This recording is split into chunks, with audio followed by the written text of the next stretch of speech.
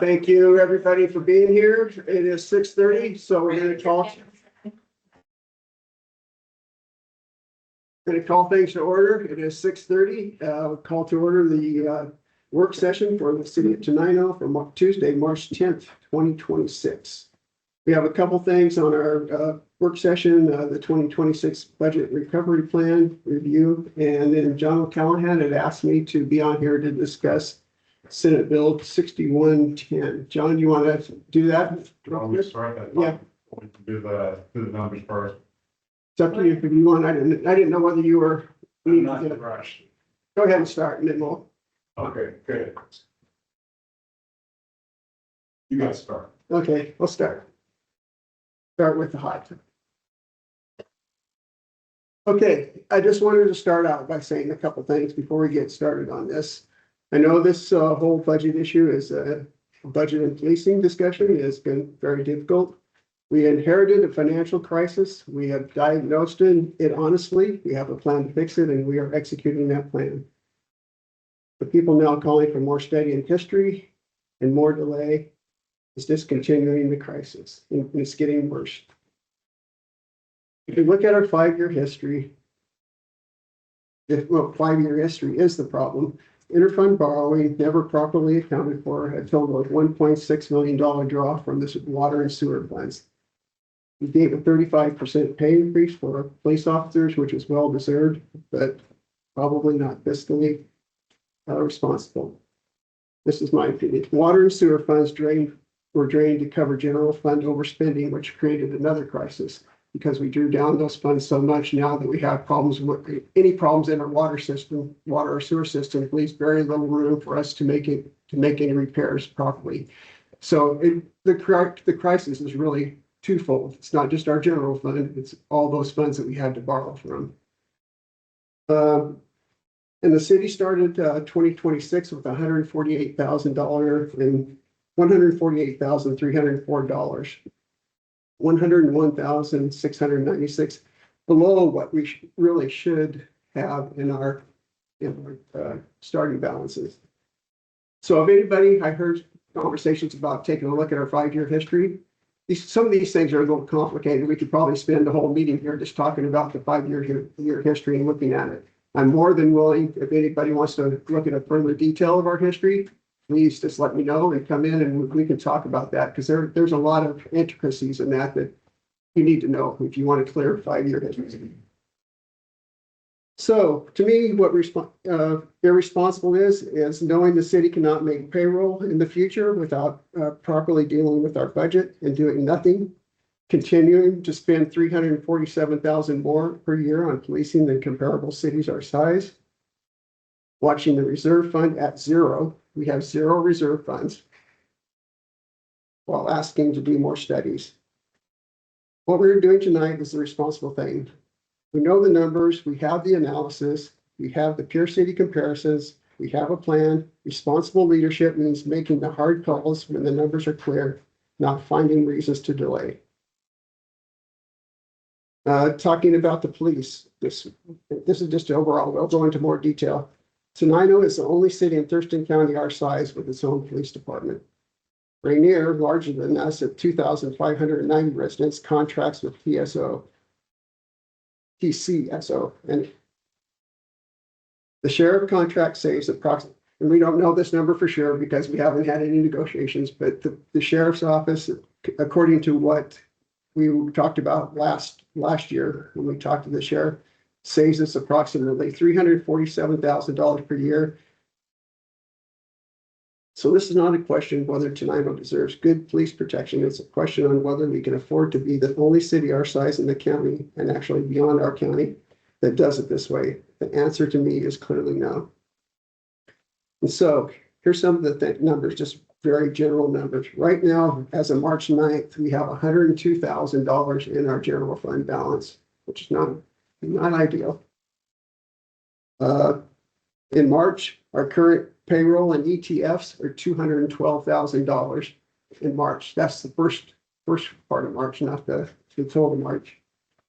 Cost of each month of delaying any decisions is approximately $29,000 just in the police contract. And by September without action will be, then this is approximately $89,000 in our general fund, which means one emergency for missing payroll. When we're down that low, one emergency could be devastating for our community. So this is critical, folks. I mean, I have no further political aspirations. I'm just trying to honestly analyze where we're at and what we've been doing and present it to the council and the public. And if there's questions or other comments or better ideas, I'm open to whatever's out there, 100%. So what we're going to talk about tonight is kind of the details. We'll go into some of the details. We'll open up for public comments during the regular meeting. I'm more than willing to hear people's opinions. So please speak up if you have questions or comments. We don't usually answer them, but I will write them down and get back to you if you have comments that need to be addressed. So please speak up. And so closing, I will end with this. I understand it's hard. Change is hard, but the people asking you to slow down are the same people who sped past every warning sign that got us here. Our job tonight is not to relegate the past. Our job is to make sure the city can pay its bills in the coming years. The plan in front of you does that. The way does not. The way cost us. So I've been working very hard on a presentation. We didn't print one out for everybody. It's like 50 pages, so I can send electronically, or if anybody wants a hard copy of this after we do this presentation, I will get your name and would be glad to share this with you so you can look at it in more detail. So to start now, the first section of this talk is planned for the public presentation. But basically what this section 1 shows, our gross budget that we calculated for this year is $2,015,797,000. That's the gross. But there's some intricacies to that. Our beginning fund balance was $148,304. Now we need to build that up. We don't need to spend it. So really, you cannot count that as our ongoing revenue. We cannot spend that $148,000 starting balance to provide ongoing services to the city. So from that 2 million, we subtract 148,304. The other thing that's in our budget is 200,000 for a law enforcement grant. Again, this is one-time money. Generally accepted accounting principles for communities is that you do not spend one-time money to pay for ongoing expenses. I mean, every city in the state, I think, that's just a generally accepted principle. So if you subtract both of those, our true recurring annual revenue is $1,667,493. So if you just look at the budget and see $2 million, you think, oh, we got $2 million. Well, we don't really have $2 million. Below that, we listed all the revenues by area, which adds up to the correct number. Step 2 of the section 1 is talking about our fixed costs.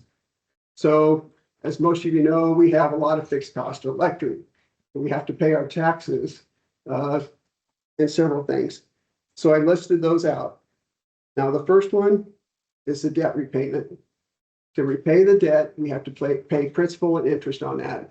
Now, the state recommends 3 years, but there's just no way we could pay back that amount of money in 3 years. So I think the council's kind of general direction is to try to pay that back in 10 years. This year, we budgeted $160,000 just to pay interest, and actually interest and back interest, because we didn't pay any interest last year on the debt. So we're trying to catch up. So $160,000 in our budget this year. That's interest only. That doesn't affect any principal. So we're looking into next year, that number is going to be closer to $190,000, $200,000, because we'll have to add in principal to start paying down that principal. Insurance, fixed annual premium. So all our buildings, once a year, we work with the AWC for our insurance. They look at all our buildings, all our cars and everything, and assess us an amount. That is $180,000 a year, I believe, is for just for those insurances. Is that right, Nancy? Is it a little bit more than that? Just general fund. So, and the thing about it, even if we make changes, that's set for this year. Even if we sold buildings, we would have to keep that $180,000. They don't adjust your rate like, if you get rid of a car in the middle of the year, you can say, hey, I got rid of a car, and they'll lower your insurance. In this case, what you pay at the beginning of the year is what you pay, and it's not adjusted until the next year when you send in a new report that tells you how many, what buildings you have, or if we sold something, what we sold. So we cannot change anything on that, the first two. Utilities, I have listed, I think in our budget, it's $98,000 or right around there for all our utilities in the general fund. Again, street lighting alone is all $35,000 just for street lighting. When we did our budget for this year, we didn't expect to have a 12% increase in PSC rates. I don't know, most of you probably know, bills are going up.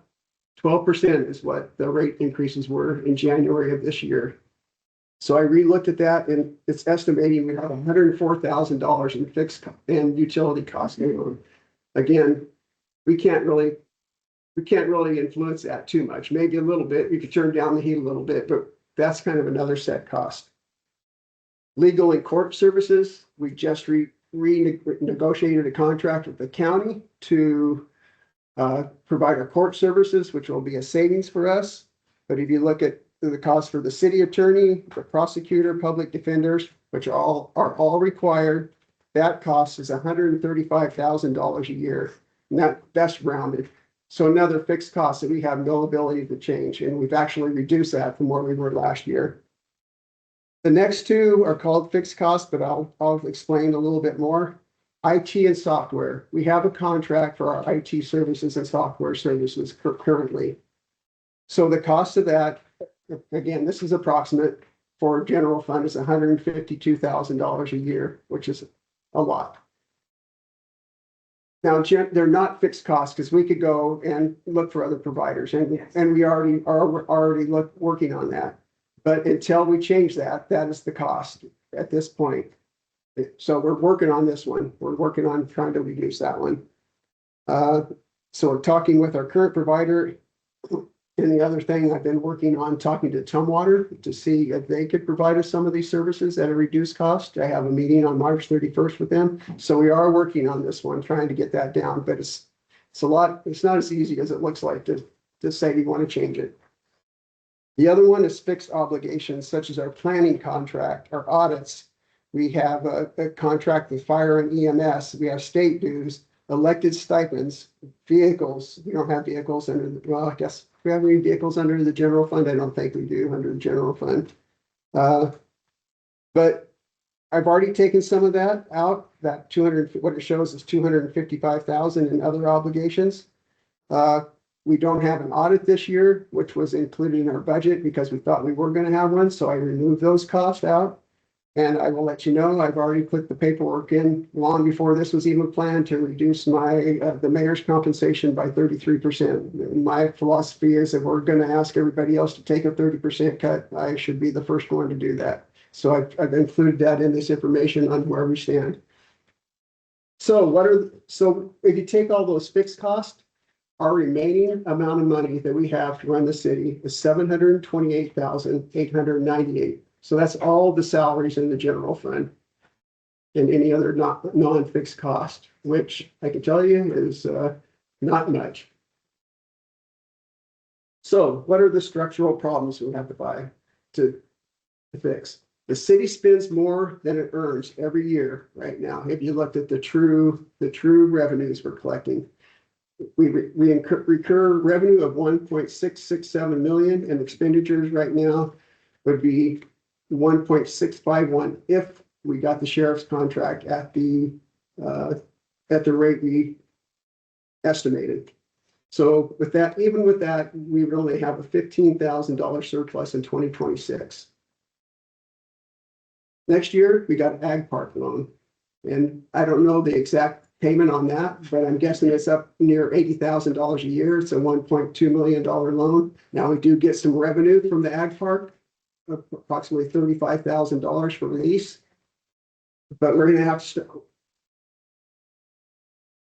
Sorry, Some of these, if you got, I made some adjustment to some of these, so that might be a new one, because you go through this thing 100 times, and every time you look at it, you see something else that you missed. So you may want to add that. The ag park loan is a, 1.2 million for the loan. yeah, over 20 years. We got 2-year deferral because we couldn't afford to pay it, so we're gonna have to pay it off over 18 years, starting next year.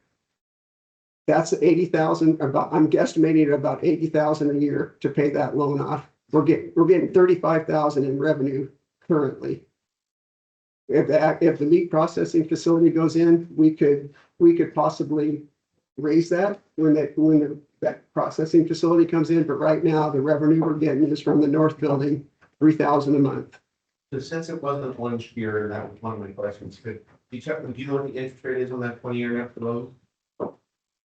It was pretty low. I think it was like 1.5 or 2% or around there. It was a real low interest loan.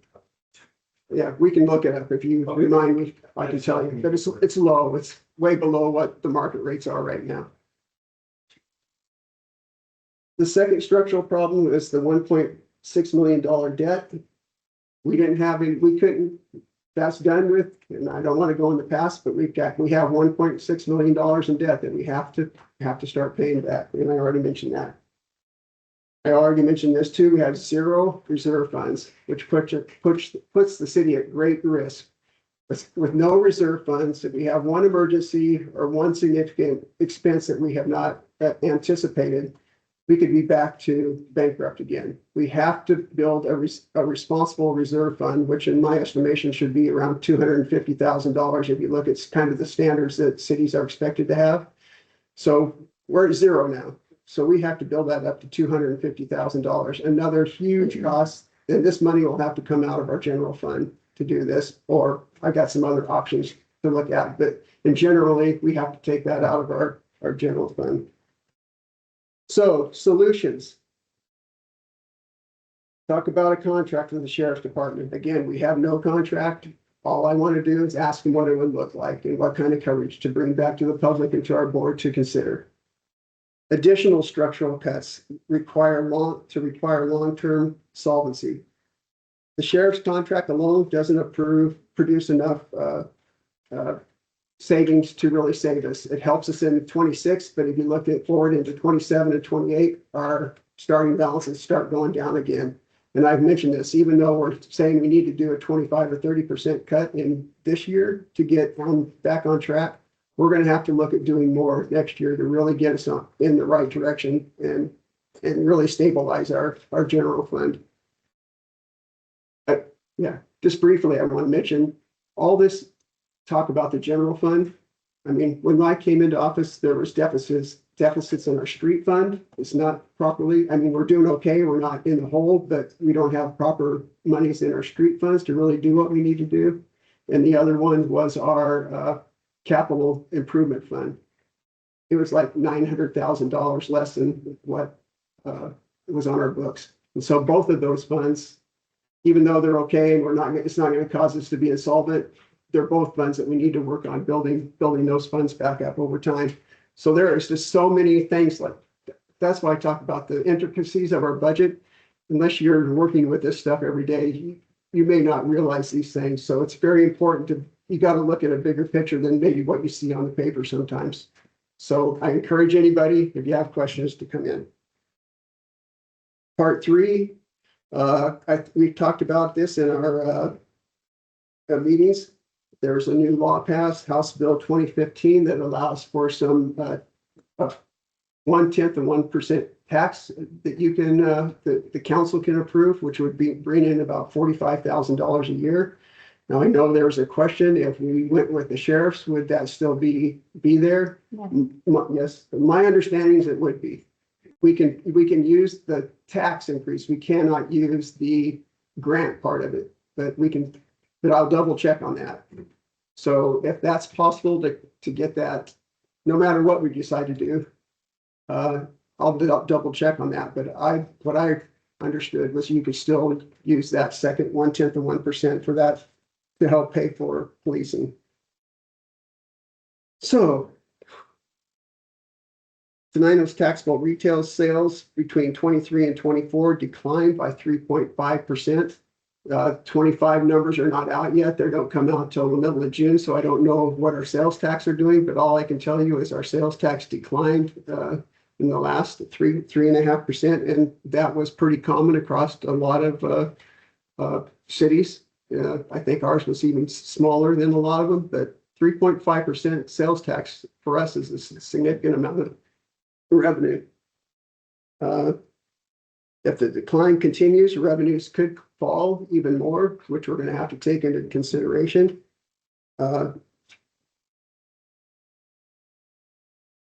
So yeah, I mentioned the rest of that. So that's kind of that point.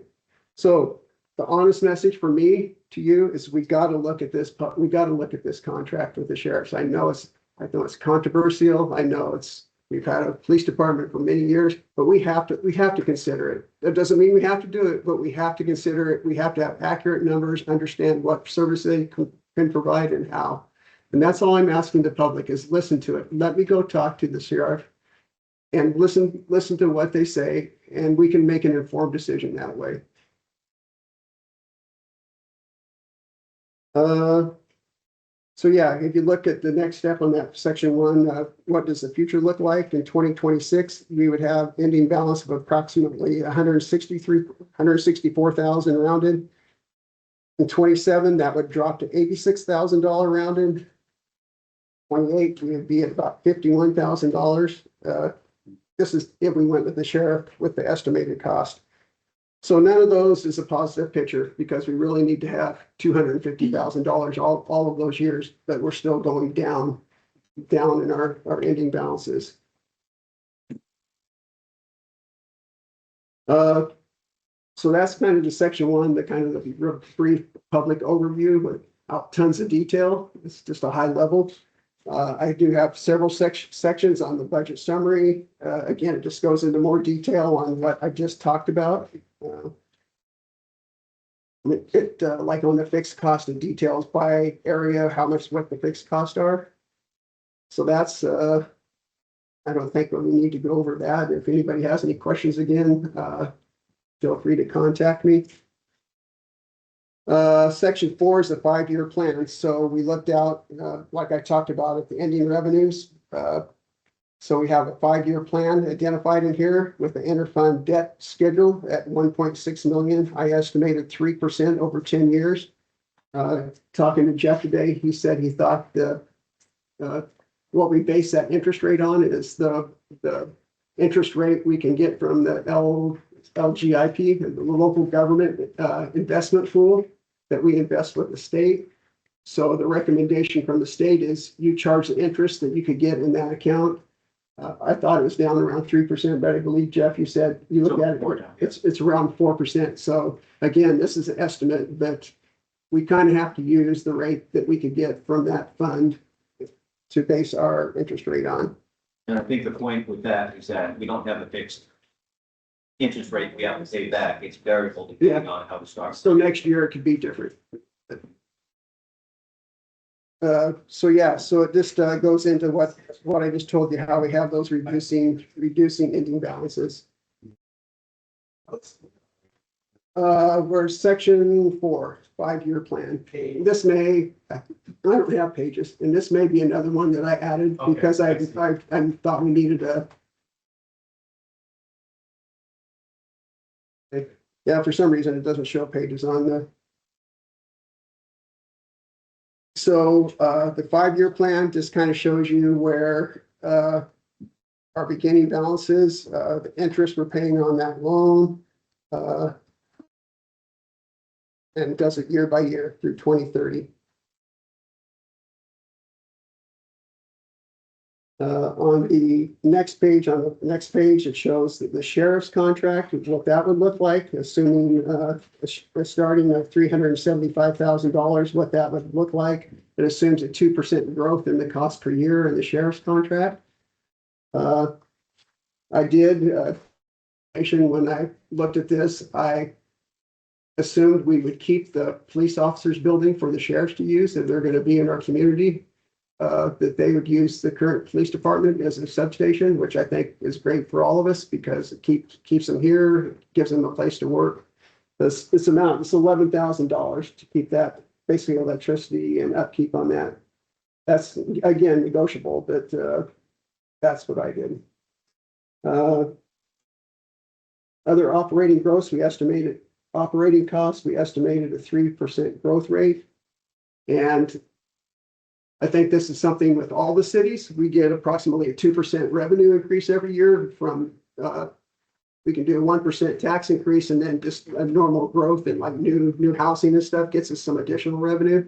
So the city usually sees about a 2% growth per year, but every city around the state and more is facing problems because our expenses are growing. When our utility rates go up 12% and everything else goes up more than 2%, just the day-to-day cost of operating a city are very difficult.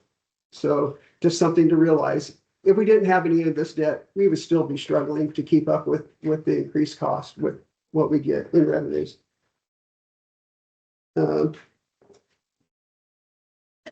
Let's see. Section 5 just talks a little bit about law enforcement itself. The current cost for our police department right now is $683,869. That is before the SRO contract. We get an additional $50,000 from the school district. So that puts our total police department budget at 730, I think, right around 730. But There's that $50,000 coming to us. it comes to us. So I didn't include some thousand going down. because our budget that we show in the budget is $730,000. So if you take that cost of $50,000 out of that, the amount of money we're spending actually out of taxpayer money is $683. So it's reducing what the total shows in our budget by $50,000 to recognize that money comes from an outside organization to support the police department. So the amount we're paying is currently $683,000. Have you checked to see what Rainier pays the sheriff's department for their SRO? They pay what the sheriff gave me, right? They pay $40,000. The school district pays $40,000 and the city pays $40,000. So they're That's getting what. Yeah, plus they buy a vehicle every 3 years. So, but that's just the numbers I got from the sheriff. I didn't check with it. He told me that the school district pays $40,000 and the city pays $40,000 to support that school resource officer. So the annual savings is approximately $348,000.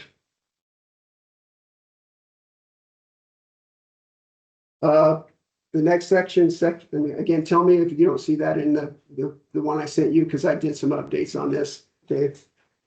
One-time funds, I talked about this a little bit. Our beginning balance of $148,000 is one-time funds. We can't use that money. We need to keep that money at that level plus $100,000 to be in a comfortable ending balance. So we can't use that for our ongoing operations. A capital improvement fund, the council has talked about this for some time. We talked about selling some surplus properties we have. I've already got the process started for the appraisals of those so we can get that done. I'm guesstimating just by the county's assessments, we can get around $200,000 for that. Now we have that to build up our, not our reserve, our capital improvement fund. And it was suggested to keep it there. That's where we put the money in the budget, is in capital improvement. And since we've taken so much money out of that, they said, this is a one-time fund, put that money into the capital improvement fund to improve that. The other thing we're looking at right now is the sale. It's been ongoing, the sale of the food bank. Right now, we leased the 2 buildings down here to the food bank for a nominal amount. We're looking at a sale to do that, and I think Jody's going to talk about that. But what we're proposing with that money is to help that reserve fund. I said there should be a $250,000 to put at least some of that money into the reserve fund to get that built up, because it's just so critical that we have some kind of balance there to take care of any emergency. So if we sell that building to the food bank, some of that money, at least will go, into the reserve fund. The other alternate is to help pay the interfund loan. Again, those are one-time expenses, and so you don't want to use those for ongoing One-time revenue. one-time revenue. Yeah, sorry. So you don't want to use those for ongoing expenses. So those are planned to reduce those. So what are kind of the key issues we need to look at before we change anything in our budget? We need to confirm the budget cut numbers to make sure they're up and update the document to ensure they're accurate. We need to get an accurate quote from the Thurston County Sheriff's Office sorry, drawing a blank here for a second. Expected service levels and those kind of things, so we know exactly what it's going to cost and what service levels those will allow us. We're going to have to do a formal council resolution on that interfund loan. Remember, I said we were going to try to pay it back in 3 years. Well, we found now that that's just not possible, so we're going to have to update our resolution or ordinance to extend that out for 10 years. It's going to be critical. And then we need to adopt a formal reserve policy with minimum targets. Again, I talked about we should be sitting at 250,000 in that reserve fund, but we need to have a strong policy so we never get in this position again. You know, part of trying to fix all this is we don't want to get in this position again. So we need to have clear policies and procedures that hopefully will never allow this to happen again. My priorities are looking at this HB 2015 tax ordinance to make sure that makes sense to do. We got to audit our IT services, make sure we do anything with that, because that could be a fairly significant amount of money if we can get that done. If we make any changes to our facilities or anything, we need to make sure we clearly communicate that with our insurance provider. So hopefully we'll reduce rates there. Talks about a collective bargaining agreement, but we don't have a bargaining agreement. Opportunities that we see. We have an ag park lease rate, which I think is very favorable to the people out there. And our contract actually allows us to yearly re-look at those rates. So we're going to have to look at those and see if that makes sense to do anything with that lease rates out there. The food banks sales, we need to get that going. I also got the appraisals started on those buildings so we can move that forward as quickly as possible. And then talking to Jody every other day about it. And let's see, it says shift eligible cost to public safety fund.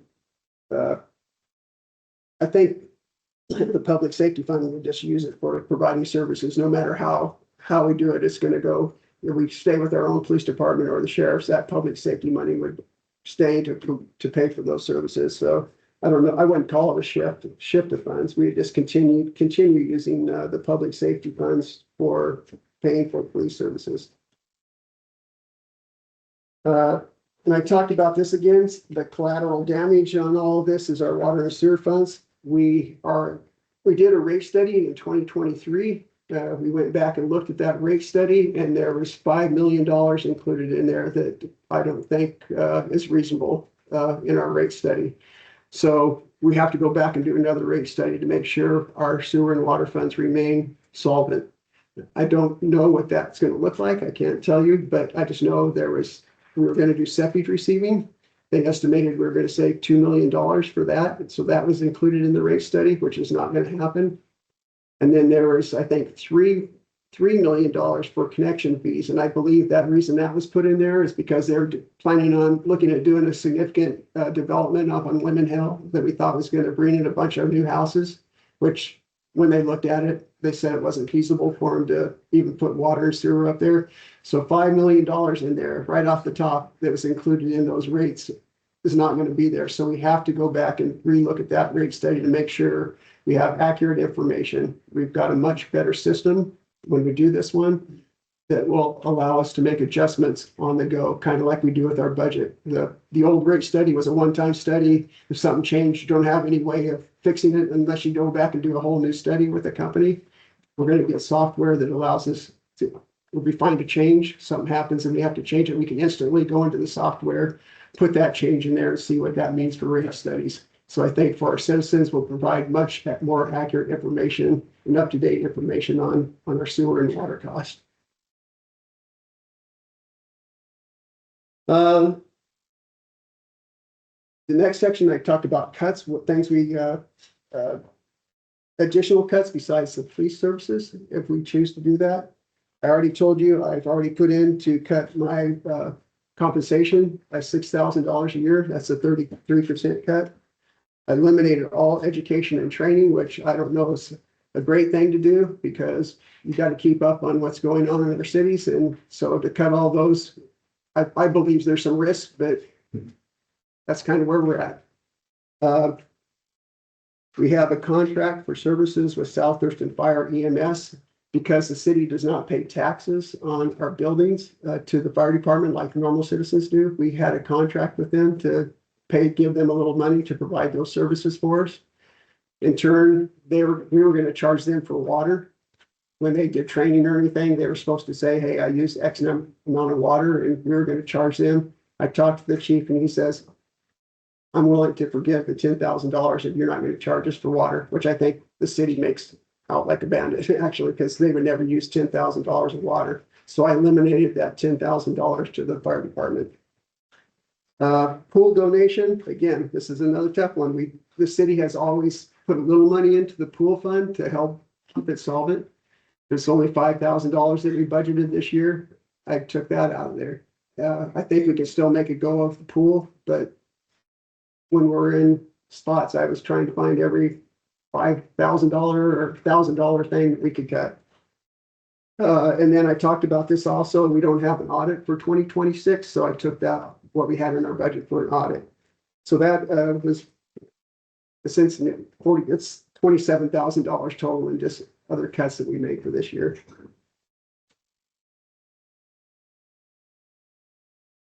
So I'm just trying to see whether there's anything that's not repeating myself. Oh, another savings that would be in there, if we do not have our own police department right now, we have Civil Service Commission. We have to have that when we have our own police department. That is $17,000 that we spend in insurance. Just for that, it's like $6,000 a year insane for Civil Service Commission. But if we don't have our own police department and go with the sheriff, we won't have to spend that. So that What is that insurance? that's part of What are you it. insuring? Probably the risk if they make a mistake on anything and we get sued for it. It'd be like the board of directors, we have an insurance on the Yeah. board of directors. If you make a bad decision and somebody Right. came back and sued you, you'd be insured for that. And again, pending under those is our IT services. We got to do something with that, and our planning contract also is fairly high. We need to look at something with that. And again, when I talked to Tom Honor, that was one of the things, since they have a planning department, could they add on our little bit and maybe get a better rate on that? So we're looking at both of those. It's hard to do. I mean, it's not as simple as just saying we're going to cut it. We have to have those services. I mean, we're required to have them. You feel free to speak up if I'm missing something.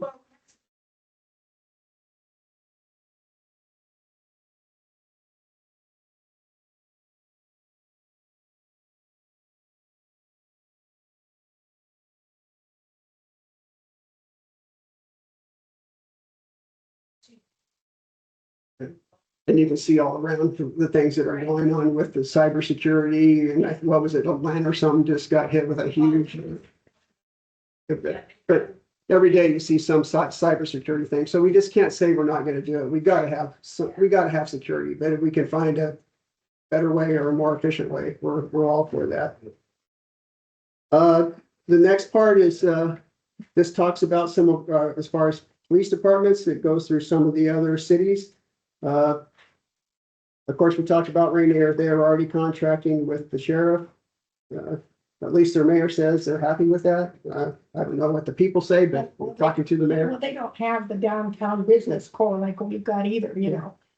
A very good example of what's happening with other places is Napavine. They're about the same size and have a very similar budget to ours. They have their own department, which is $911,000 a year. They are the same as us. They saw a 30+% increase in their police budget last year. And this is happening to all small cities. Larger cities are upping to attract police officers, or upping their salaries, their benefits, and their costs are just increasing greatly. So $911,000 in 2024. If you go look at their budget, I went and looked at their budget over the last few years. They're in the same spot we were. They started with like a $900,000 starting balance. The next year is down to 725. The next year it was down to 500 and something. So they're in the same exact situation we are maybe just a year behind. So this is an example of another place that has their own department. Dakota, of course, is nearby. They have the sheriff's contract. Winlock has a little bit smaller than us. They spend a little bit less, around 500,000 is what we could get, the best I could get. But they contract with Toledo. I think it's Toledo that Winlock contracts with. This is city to city contract. Yeah, Toledo contracts with Winlock, sorry. So if you look at that budget, I think $216,000 comes from Winlock. Now, that's what we used to do as a city. When we had a city fire department, we used to contract with Rainier and Dakota to provide services as a city. Worked out great because it paid for half of our services. We don't have that now. Many years ago, Mayor, I think we kind of just got into dispute with the cities. They didn't trust what he was doing. So they decided to go with the sheriff's office to provide services. They thought it was much more stable. So I don't think there's an opportunity to do that again. I've talked to them. They're happy with their sheriff, and yeah. Toledo, again, is another one. They're smaller than us, but they do also have oh, that's the one that has the contract with Winlock, yeah. The other ones are not around here. They're more, the one pertinent one I think right now is in Grays Harbor County, Cosmopolis. They have a population of 1,677, a bit smaller than us. They had their own city fire department until this year. They've had their city fire department or city police department. Sorry, I'm going back to my old job. Their own police department for 120 years. They just started contracting with Aberdeen because they're in the exact same place. They know this small city, the economies of scale. But they're getting 24/7 coverage by the Aberdeen. by Aberdeen, Yeah. Cosmopolis, Yeah. 24/7 coverage. Well, it's the same as here. They're getting coverage, but that doesn't mean they have a police officer in their city the whole time. They're just somebody going to respond 24/7 is my guess. So anyway, they disbanded their police department. Their police chief said, I understand this is a new reality for small cities in our state. McClary's another one that has their own department, again, similar size. It's very difficult to get all the details of McClary, but I know they're going through some significant financial things themselves, and I think they've made a lot of cuts. And lastly, I'll say on other police departments, I ran into the sheriff the other day, and he was telling me that up in, I think it's King County, I forget the city, 60 police officers, and they just made a decision to go with the sheriff's office. Just even at that size, they are looking at, just because, again, economies of scale, even cities that size are looking at doing something different. So in just pretty much wrapping this up here, Tenino's an outlier among its peer cities. Rainier's switch is the most directly comparable to ours. Napavine is a comparison that's a warning of what it looks like. Winlock, city-to-city contracts are at risk in that situation. I think they had a contract some time ago. There's a dispute. They separated services again for a while, and now they've gone back to helping each other. So even with the sheriff's contract, there's risk. There are risks anytime you're contracting with anybody. But it's just something we need to be aware of. One I know on a lot of people's minds is the SRO contract. When I talked to the sheriff last year about this, that was included in the SRO contract was included in that the sheriffs would provide an SRO for our school district, just like they do with Rainier. I have had conversations with the school superintendent, just so he knows what's going on, so he's not caught by surprise. And he came here the other day and said, we talked about this and they are comfortable. If that's what happens, they're comfortable with this, with the sheriff's providing the SRO. Man, I haven't talked this much for, there's a lot. That's what I said. This is not as simple as just looking at our budget and saying, oh, we got $2 million. How come we can't throw? There's so many levels to this that need to be considered to make good informed decisions. One last thing I talked about briefly is the longer we put this off, the more it's costing us. Every month that we keep not doing decisions, we're spending about $30,000 more than we should be to make our budget. So the longer we put this off, the worse it's going to hurt. It's going to hurt worse every month we don't make a decision, to the tune of about $30,000. So we're already $60,000 kind of, just taking this first 2 months, we're already kind of burned $60,000 that we don't have.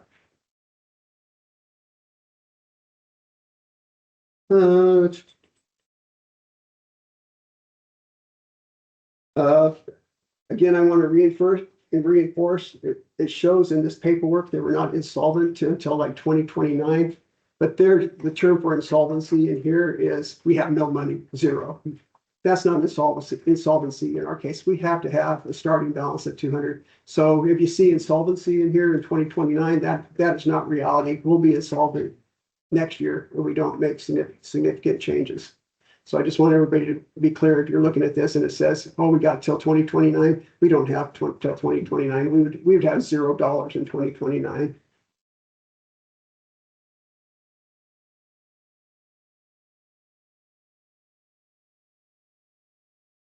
Okay, here's another one I hear people talk about, and it's titled "Just Close It."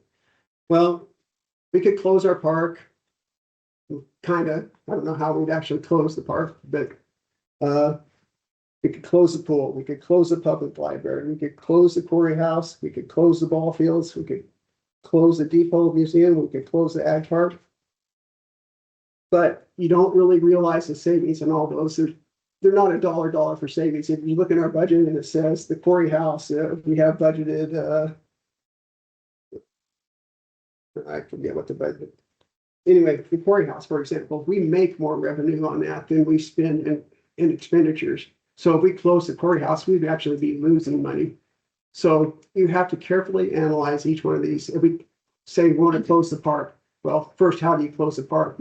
You can't put a fence around our 60-acre park. That's impossible.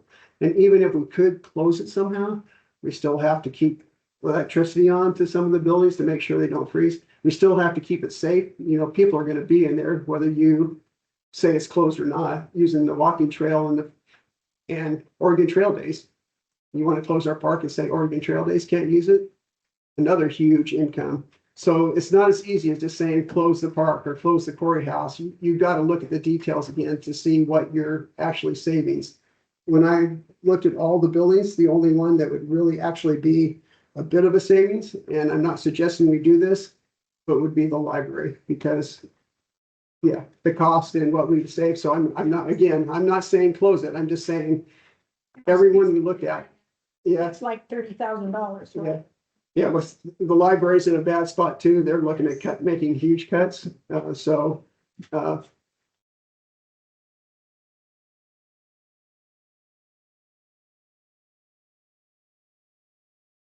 sorry, it's the city what? City employees. Employees? Well, yeah. Well, I can tell you, we cut 2 people when I first came in and knew this was a problem. We cut 2 people from our city. When Lana Barnes left as our court clerk, we only filled out with half positions, so we've cut there. If you look at our public works employees, probably 90+% is paid out of the water and sewer funds. So you could cut all those people and would save basically nothing. The ones we have left is our clerk treasurer. We can't put ourselves again in a spot where we have no clerk treasurer. It's critical to the operation of the city. We have somebody that does our utility billing. Again, if we didn't have them, we would be losing money. And our Maria, who's right now our police clerk and does a lot of our AP billing and those type of things. We're not running a fat operation here, folks. I mean, we're down to the bare bones before. And so we don't have a lot of personnel. We can maybe make some little adjustments, but I don't see where we are able to do a significant reduction in our employees. And I'll be glad if anybody has any questions about that to explain exactly what our employees are doing, where their money comes from, and why reducing them is probably not a great idea. That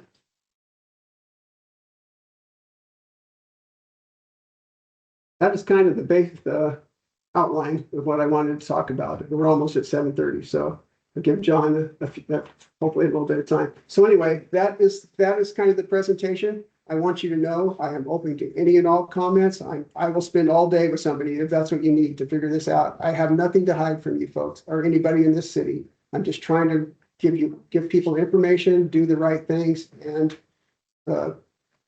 be honest with you. I mean, we got to deal with this somehow, and yeah, so that's kind of what we're down to.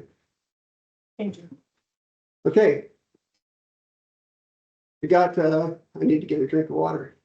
Oh, yeah, if you want to do your, If it's okay with you and council, just put me on under new business, that'd be fine, okay, because 6110, I think, is gonna be a little bit longer conversation than what we have right now. okay.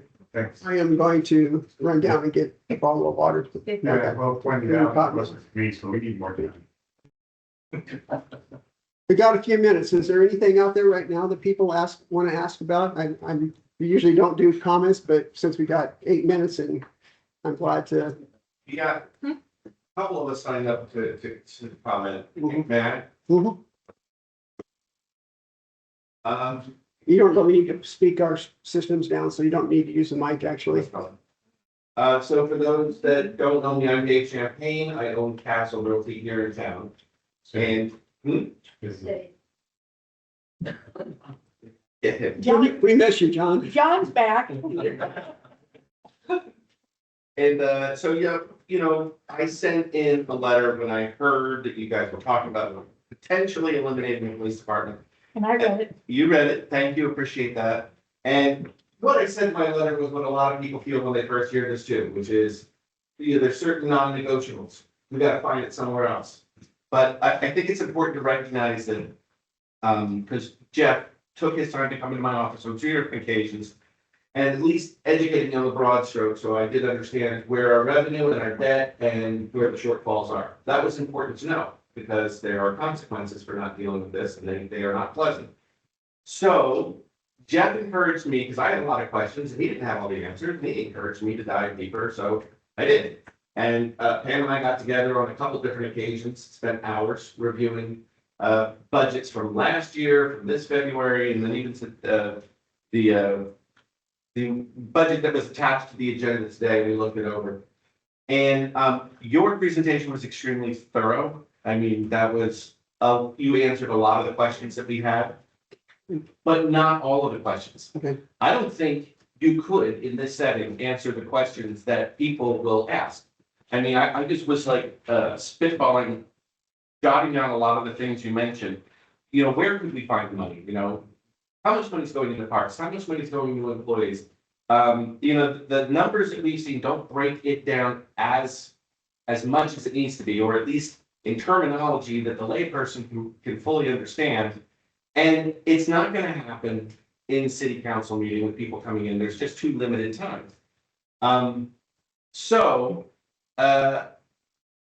The two big issues that I see right now are, you have a proposal for a solution to our shortfall on the table. And I think we're all clear on the numbers that you crunched.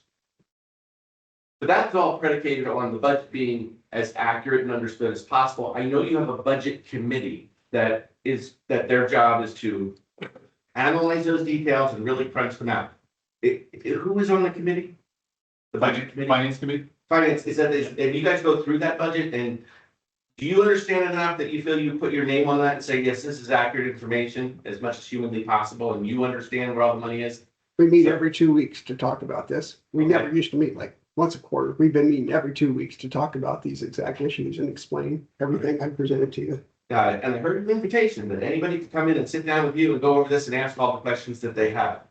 Now, I've talked to several council members who know the broad strokes, but they don't know the details. And if there are members of the finance committee that could sit down with anybody, I would recommend a task force of citizens who do this for a living, who would be willing to donate their time to really be able to crunch this out and say, no, man, when they say there is no money to be cut from parks, because the only thing you could do is literally turn out the lights and that's the only money that can be saved, then, you know, we understand that there's somebody who is not being adversarial, but being objective and asking those questions. And we don't want to put anyone on the spot. I mean, Pam and I we had 1 million questions when we went through the budget, and we were going to harass you. We didn't want to put anyone on the spot, but we wanted to, yeah, how do we ask these questions in an environment where we're allowed to ask questions, get answers, analyze it, and not just have it all be on a precious few people who understand what nobody else understands. Mhm. I don't want to do this, but I don't either. I was really happy to know that. I don't either, believe me. Well, too bad, you won. So I do think a task force, and that might be the wrong word, but a collaboration of people from this area that understand the finances and understand budgets, and the few of you who have gone through this. I mean, this could be very validating and redeeming for you guys to know that when people are questioning where our money goes, and not just public works gets this much and street maintenance gets this much, but I mean, where the money goes. And y'all may remember me from my previous movie, Why Am I Paying $1,000 for a sign permit? Mhm. Yeah, I caught wind real fast that there might be a few places we could nip and tuck in this budget. But, you know, after I got my pound of flesh, after 4 visits to this meeting, I'm like, I am not made for this. Got a couple more minutes and we have to start the regular meeting, so, Well, let me sum up. okay. The police solution is really lacking information. We don't know what the sheriff is willing and able to do, what the sheriff department is willing to able to do. We don't know what it means to us as far as coverage, response time, those specifics. I know there's a lot of it, you just said that yourself, that there are questions to be answered. So this proposal is not a proposal until we get those specifics, and we need a, like, you know, mentioned a town hall meeting maybe. I don't know if that's still something you're considering doing. Yeah, I wanted to get that information before we have a town hall. Sure, there. Yeah. You know, because hey, Derek's a straight shooter. He's answered questions before when this stuff has come up, like with the sexually violent predator home. They were saying, yeah, no problem. If someone walks off, sheriffs will be there. And he's like, whoa.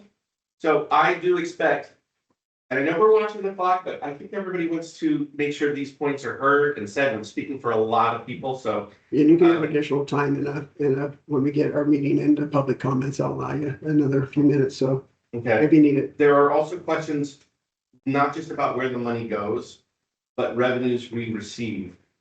We've heard about the $50,000, but also there's public safety taxes that I was told are only if we have a police force. And I think those kinds of questions need more space and time. I mean, one question at a time is not going to get it done. So I request the town meeting, I request the sheriff be there to answer the questions of feasibility about the solution. And then I request that maybe at either a task force meeting or at the town hall meeting, if we allow time and give people time to formulate the right questions about the budget, questions about revenue and questions about other expenditures. And of course, then we need you good people there to answer those questions. And I don't want it to be like a Senate hearing committee. No, everybody's here volunteering their time out of their lives to do this.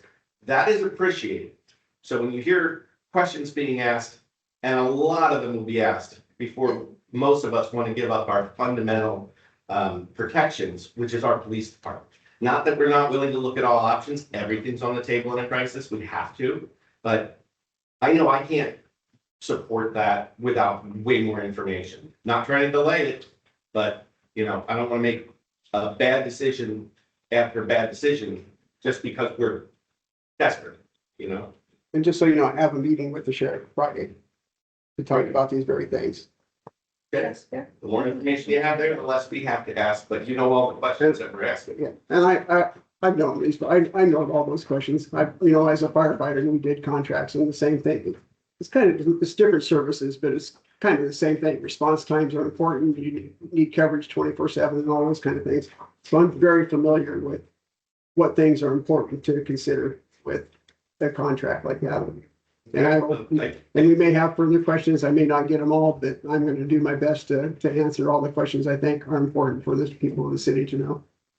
You might want to ask for some public input to make sure all the questions are answered, because people have a lot of questions. Yeah. Okay. Okay, thank you. It is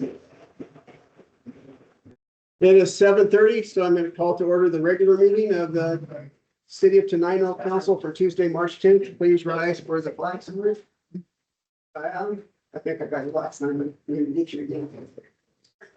I pledge allegiance to the flag of the United States of America and to the republic for which it stands, one nation, under God, indivisible, with liberty and justice for all. Thank you. We have an agenda before us. I would like to change. I originally had John under the work session, but since it took so long, can we put him under presentation? Is that okay with everybody? We put John under presentation.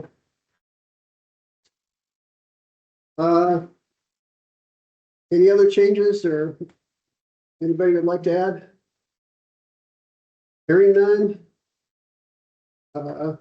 All in favor? All moved, is that your time? I'll move to approve the agenda with the addition of Johnson under presentation. And I second. It's been moved and seconded to approve the agenda with the addition of John O'Callahan under presentations. Is there any other discussion? All in favor? Aye. Opposed? Approval of minutes. We have minutes from 3/10/26. Is there any questions on that? We have minutes from 3/10. 24. 2/24. Oh, yeah. Paste it. We copied and pasted, yeah. Yeah, 2/24. Is there any questions on that?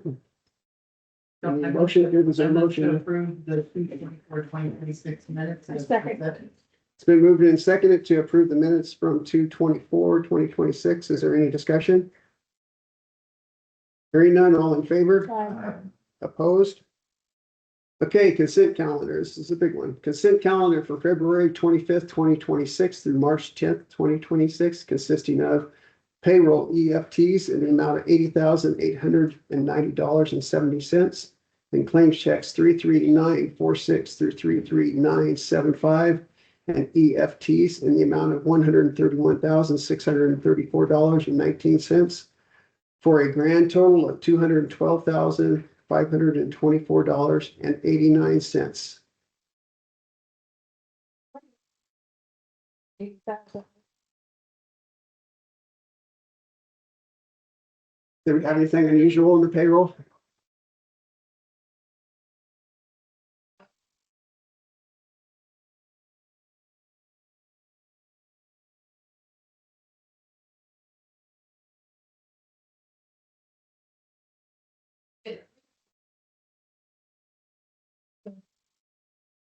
I will say another one that was a significant one in there was we paid, usually we pay all of our insurance costs in January, but we split that out over 4 months. So we have a quarterly insurance payment, and I think that was 46,000, right around $46,000 just for that.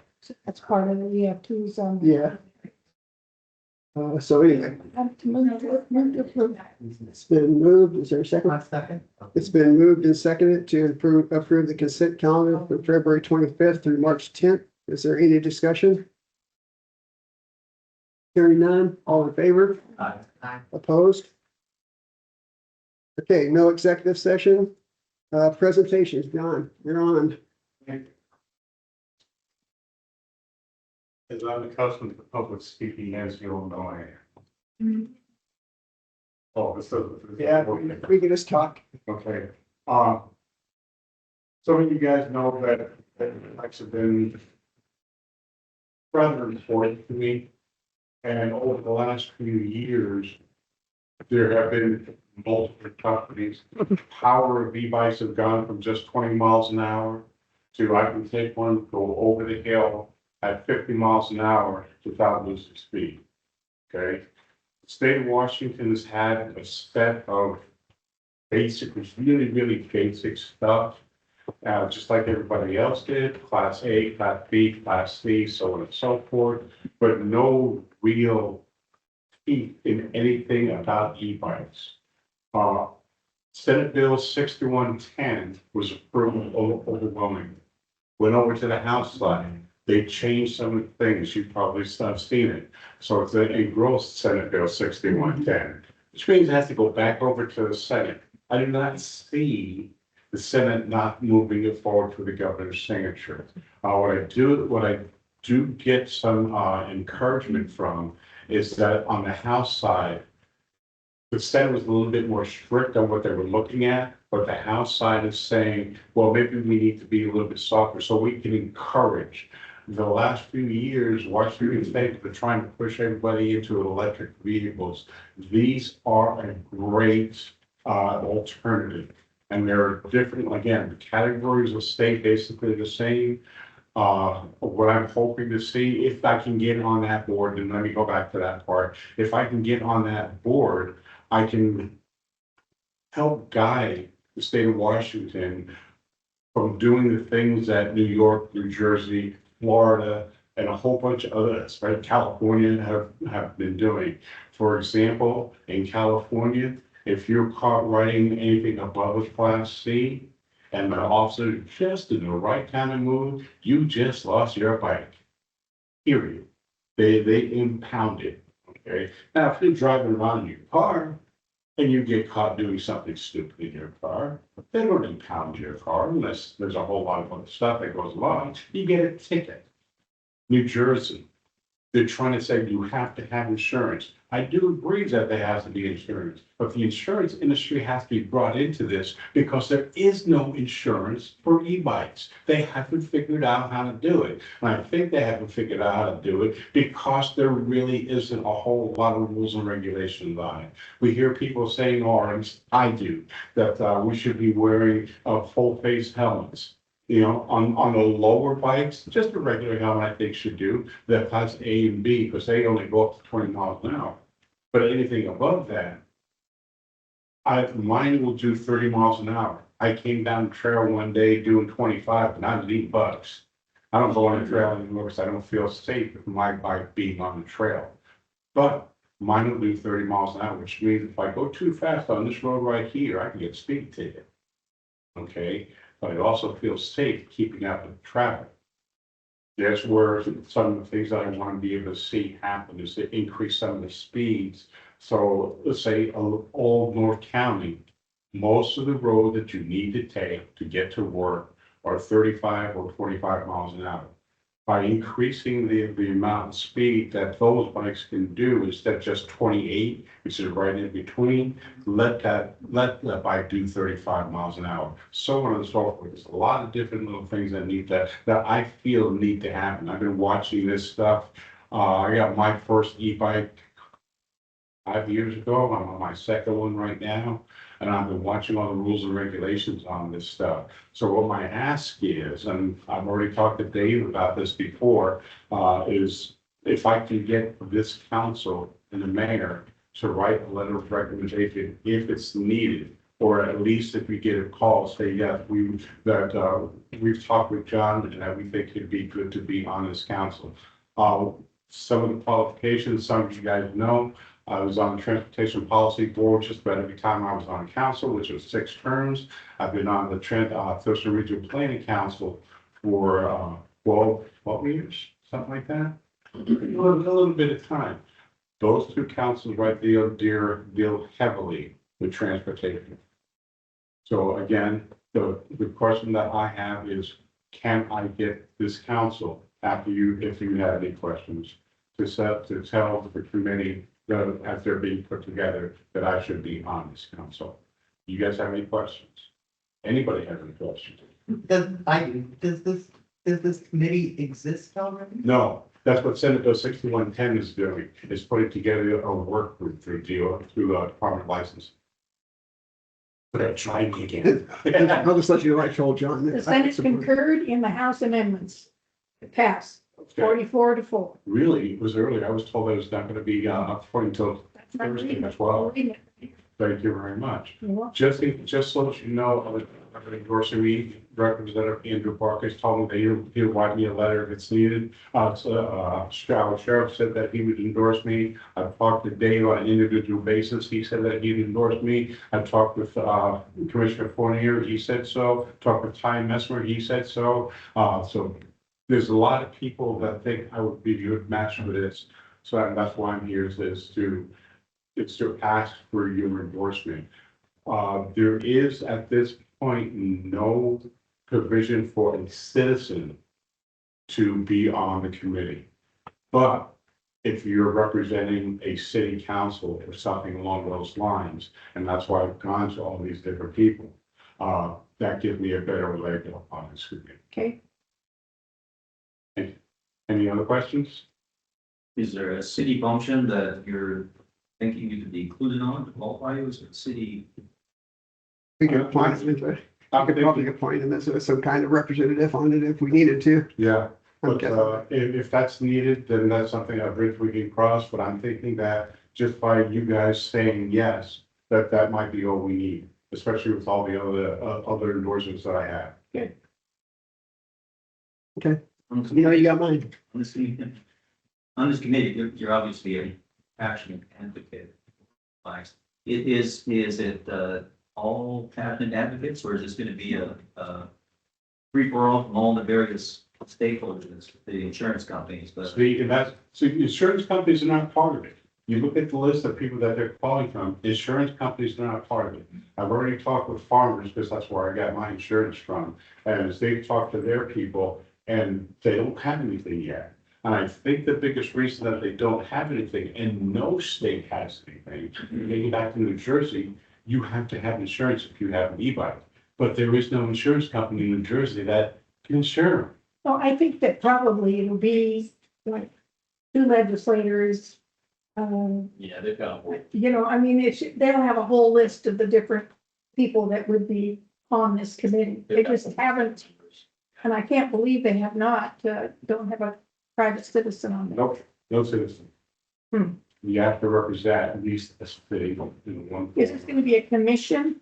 It's a work group. Just a work group? Yeah, it's a work group, but the results that come out of that work group will be presented and come together. there's no insurance company that wants to get it on the ground floor, even informally. Even informally. And the reason for that is because, in my opinion, and I may be wrong, there is no solid definition for what truly is an e-bike and what isn't. And the reason that there isn't is because, for example, mine falls outside of that Class C. But I could say that it's an e-bike because I have working pedals.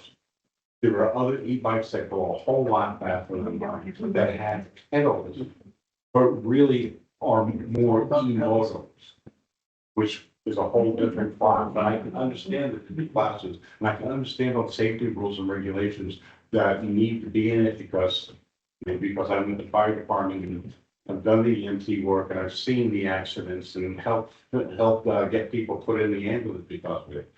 But there are also some things that I don't want to see our state do, which is to treat these things as if they are evil. Other states are. They're looking at these as these things are illegal. New Jersey, this is really funny. You get caught with an e-bike, they will take that e-bike, and their rules are really, really strict. You cannot believe how strict they are. They will take that e-bike, but here's the funny part about it. They tell you that it's an illegal bike. After they impound it, they'll sell it back to you for the impound fees, 8 times 7 $7.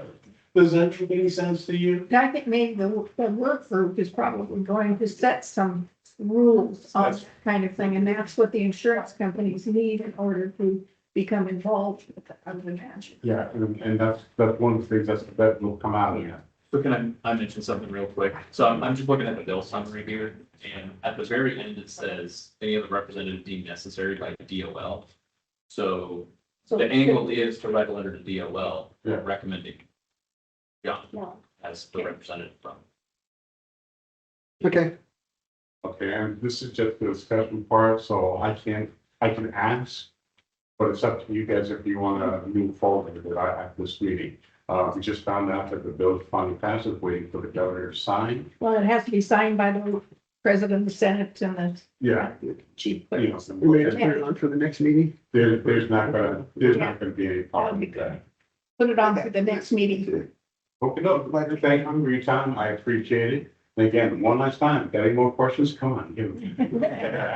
I just say, I think no better advocate for it. I wish you the best in, Thank you very much, appreciate it. Okay, thanks, John. Appreciate it. Okay, Cops in California are just gonna use those e-bikes to get around on now, but they're just. Well, we know where they got from. Yeah. okay. Okay, moving on. This next is public comment. So public comments open. If you signed up, feel free to come up if you want to talk. And then anybody else that hasn't signed up will be welcome. You have 3 minutes. Oh, got one. Oh, no. Oops. Oh, we got one that has to be read. Go ahead, Nancy. Okay, Councilmember Godemack asked me to read this public comment she received via email. I just want it to be clear that these are not my comments. This email was sent in by Jen Sharber. And it reads, "Dear City Council members, I appreciate the opportunity, excuse me, to share my concerns regarding the document being presented to you on Tuesday that discusses the potential elimination of the Tenino Police Department. In the attached document, there is a reference to hidden money. I want to clarify that the city of Tenino experienced an extremely challenging period following the fraud investigation that left the city without a clerk treasurer and significant financial issues to resolve. For a long period, there were no applicants willing to fill the position, and the city subsequently went through 3 clerk treasurers in 3 years. This level of turnover, combined with the complexity of cleaning up the financial records and the broader climate of rising costs, contributed to the current financial challenges.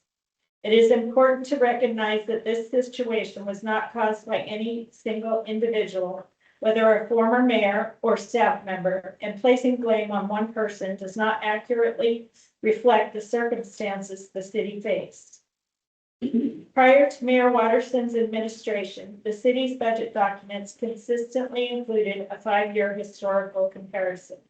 This information is extremely valuable because it allows council members and the public to clearly see trends in both revenue and expenditures over time. I strongly recommend requesting and reviewing the last 5 years of revenue and expenditure reports before making any major decisions. For example, when the building department position was eliminated, concerns were raised that this change would significantly reduce an important source of city revenue. Unfortunately, that prediction has proven accurate. Additionally, B&O tax revenue had previously reached record levels in part because the city staff were closely monitoring compliance to ensure local businesses were properly reporting and paying these taxes. Without consistent oversight from City Hall, there is a greater risk that revenue may go uncollected. The document being presented to you also appears to omit important context. For example, there are grants available, such as Lexipol funding, that offset certain policing costs, but these are not reflected in the information you have been provided. Without that context, the financial picture may appear incomplete. The document also states that contracting with the sheriff's department would provide improved 24-hour coverage. However, Tenino residents already receive 24-hour coverage. The Thurston County Sheriff's Office already responds within the city. Residents currently pay for those services through their property taxes. It is unclear what additional services the mayor is suggesting residents would receive under a contract. Contracting out these services would result in residents paying more while ultimately receiving fewer dedicated services within the city. When reviewing the 5-year financials, I encourage you to look carefully at both the costs and the revenues connected to the Tenino Police Department. Eliminating the local department would also mean the loss of associated funding sources such as the public safety tax, school resource officer funding, and grants such as Lexipol. These are significant considerations that should be fully evaluated. I hope the council will review all available financial data and conduct your own analysis before making a decision of this magnitude. I encourage the city to focus on creative and proactive ways to strengthen and expand revenue sources rather than relying solely on the elimination of critical community services as a solution to the financial challenges. Thank you for your time and for your service to the Tenino community. Sincerely, Jen Sharper. Thank you. Sorry about that. Come on.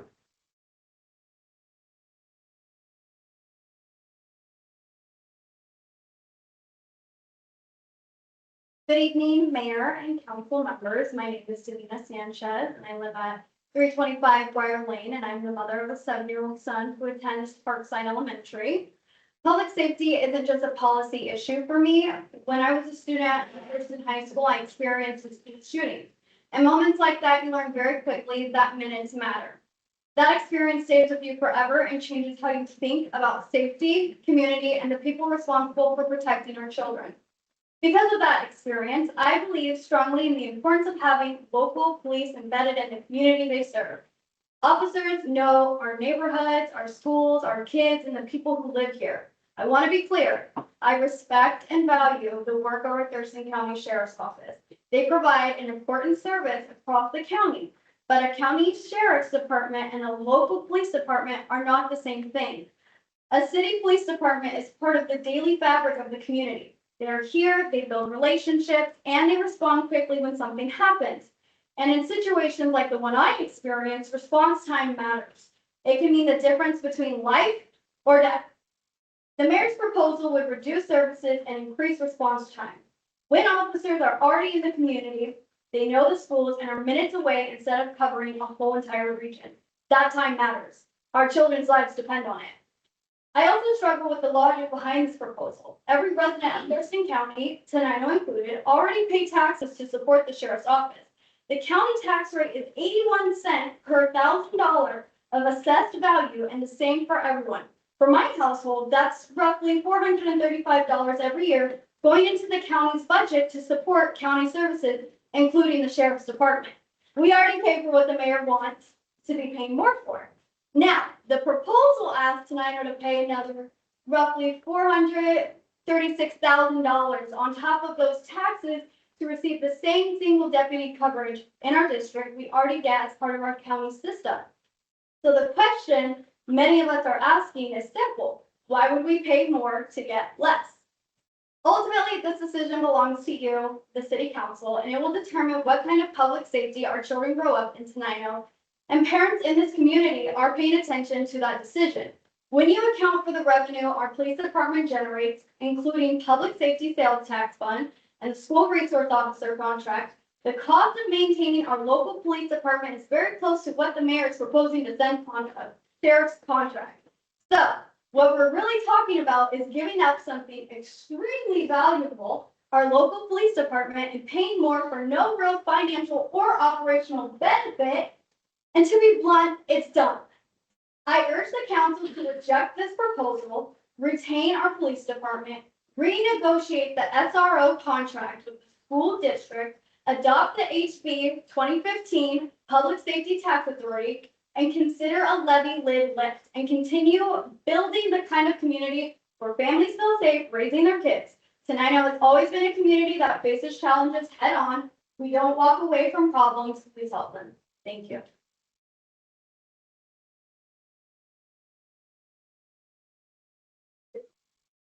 Come on. Hi. My name is Rachel Carter. I live in Briar Lane. Good evening, council members. I just want to express my support for the Tenino Police Department. Having a local department means officers who know our community, our residents, and our needs before making a decision as to significant as eliminating the department. I hope the council can carefully review the full financial picture, including grants and fundings tied to local. I encourage you to consider solutions that strengthen our city's finances while keeping critical community services in place. Thank you for your time and service to tonight. Thank you. Anybody else? Okay, seeing none, we will, oops.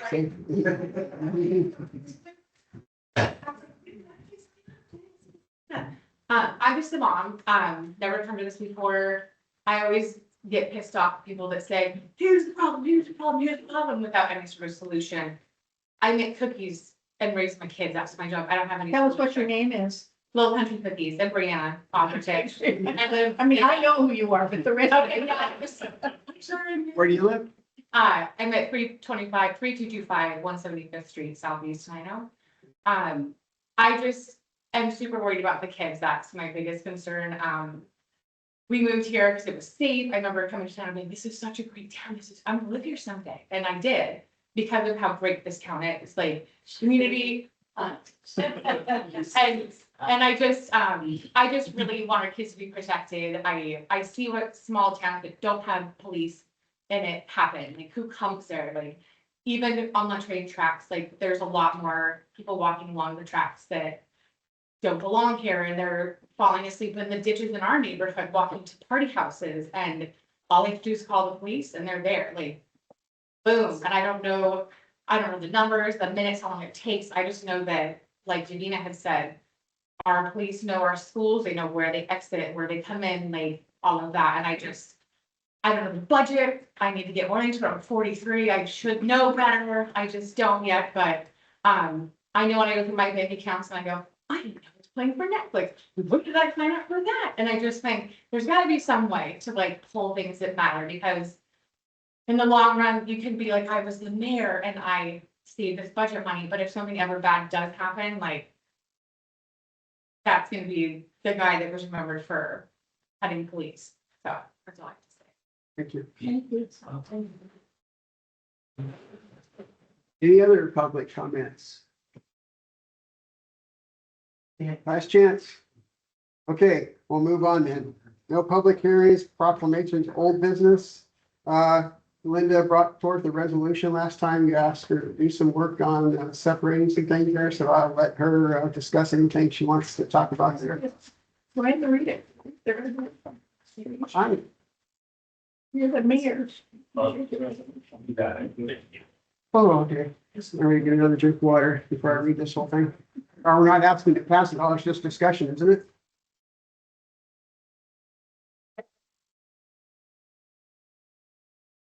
It's not on there for, but anyway, okay, I'll read it if everybody hasn't read it. A resolution of the City Council of Tenino, Washington, affirming that public safety is the council's first priority, declaring that no proposed 2027 budget will be accepted if it reduces funding for the Tenino Police Department below 2026.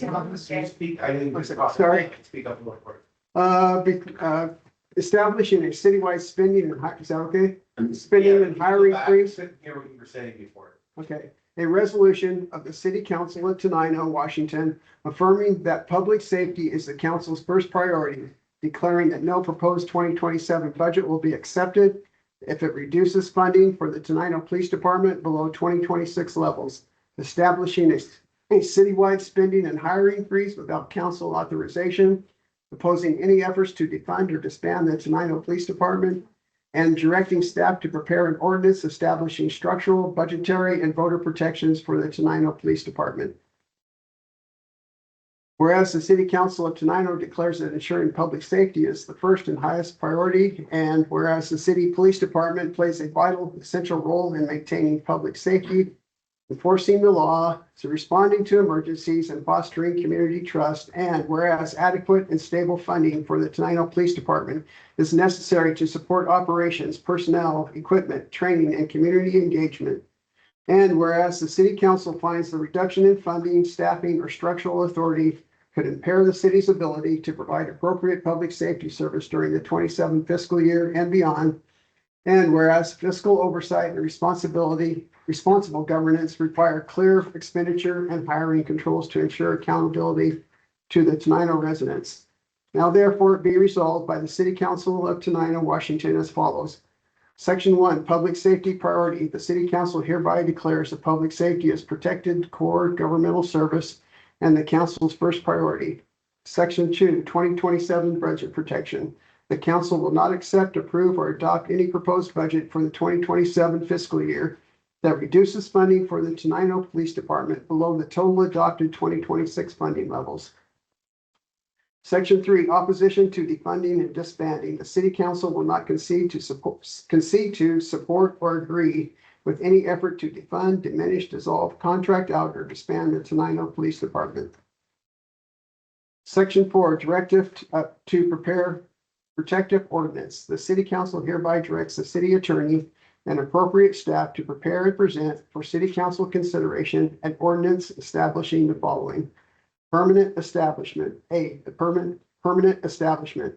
1, the Tenino Police Department shall be established as a permanent department of the city. 2, the department may not be abolished or reorganized except by duly adopted ordinance of the City Council. B, supermajority requirements. Require council supermajority approval prior to contracting with the county sheriff or any other jurisdiction for primary law enforcement services. 2, entering into regional policing agreements that replace or substantially diminish the Tenino Police Department. 3, dissolving or relinquishing local police authority. C, council approval requirements. Require council approval prior to eliminating of sworn or commissioned positions. 2, reassignment of police duties to other agencies. 3, enter into interlocal agreements that replace the Tenino Police Department with another law enforcement provider.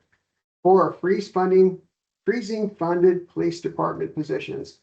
5, confirmation of any elimination of commissioned officers. D, budget protections.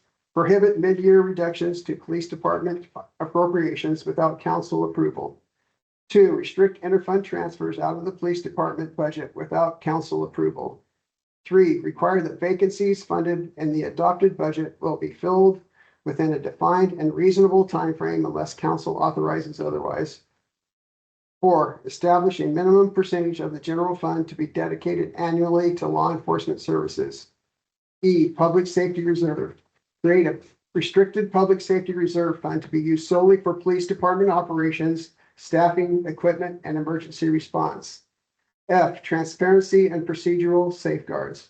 1, require a public hearing prior to any proposed reduction to police department funding exceeding a defined threshold. 2, require a formal fiscal and operational impact study prior to eliminating sworn positions.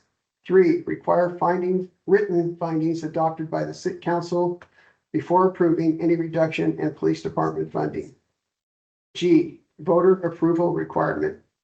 Provide a placement of a ballot measure before the voters of Tenino requiring public approval prior to abolishing or permanently dissolving the Tenino Police Department. Effective date, the resolution shall take effect immediately upon passing.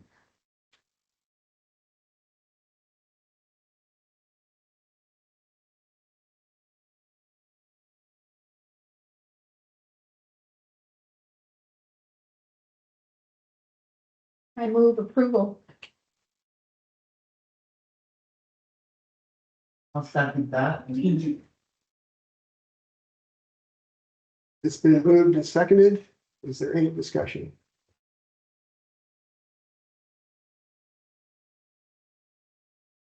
I can kick us off with discussion if we want.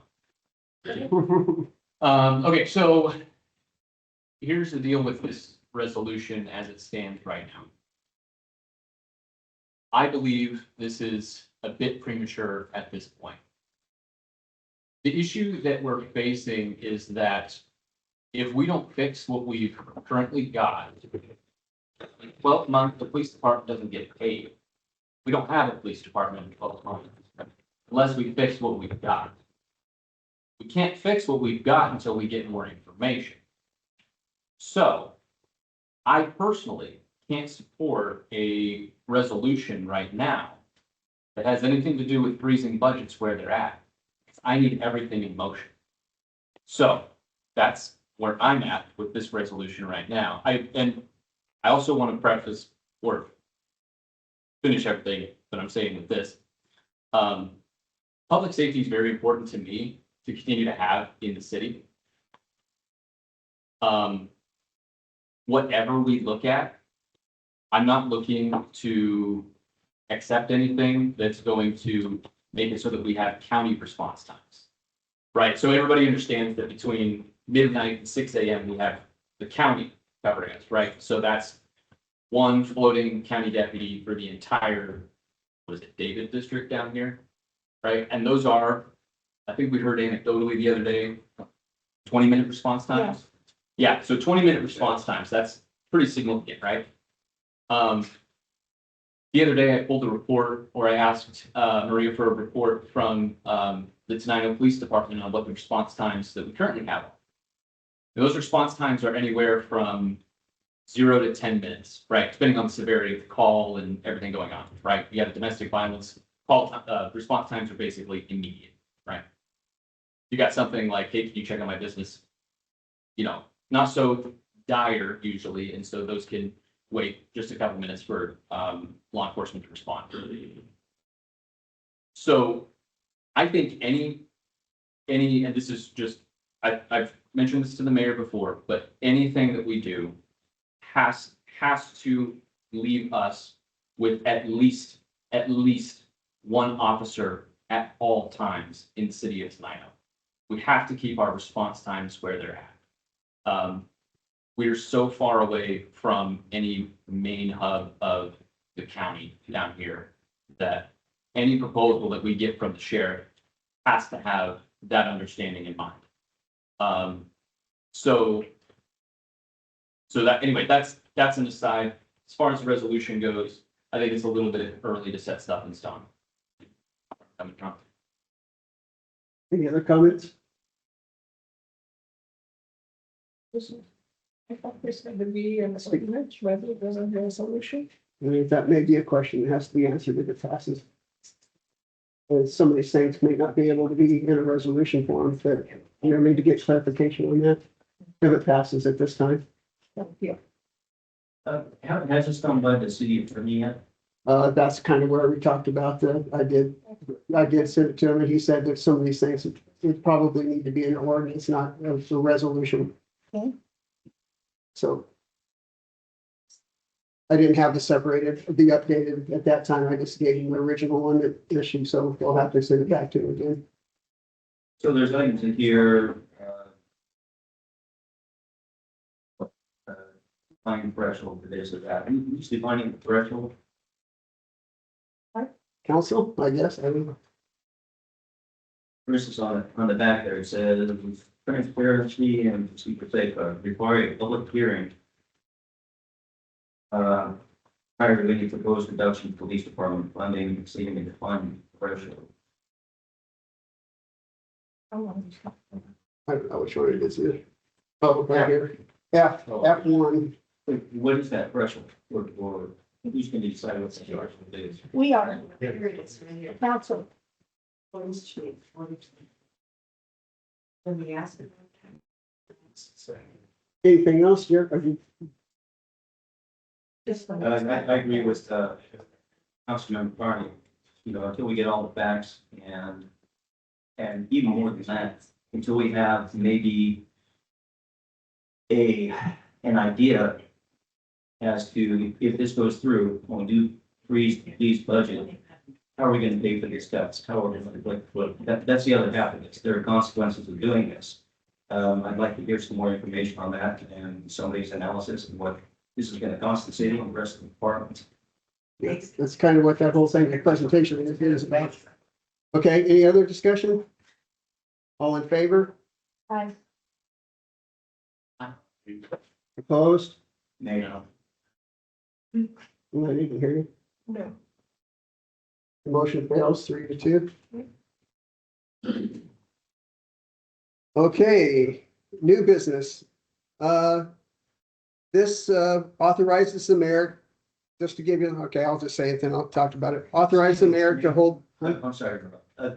We were gonna split this out into two sections. Is there a second one that? No, She just left off the second part, so it's this, she brought back this one part that we just read. Very good, thank you.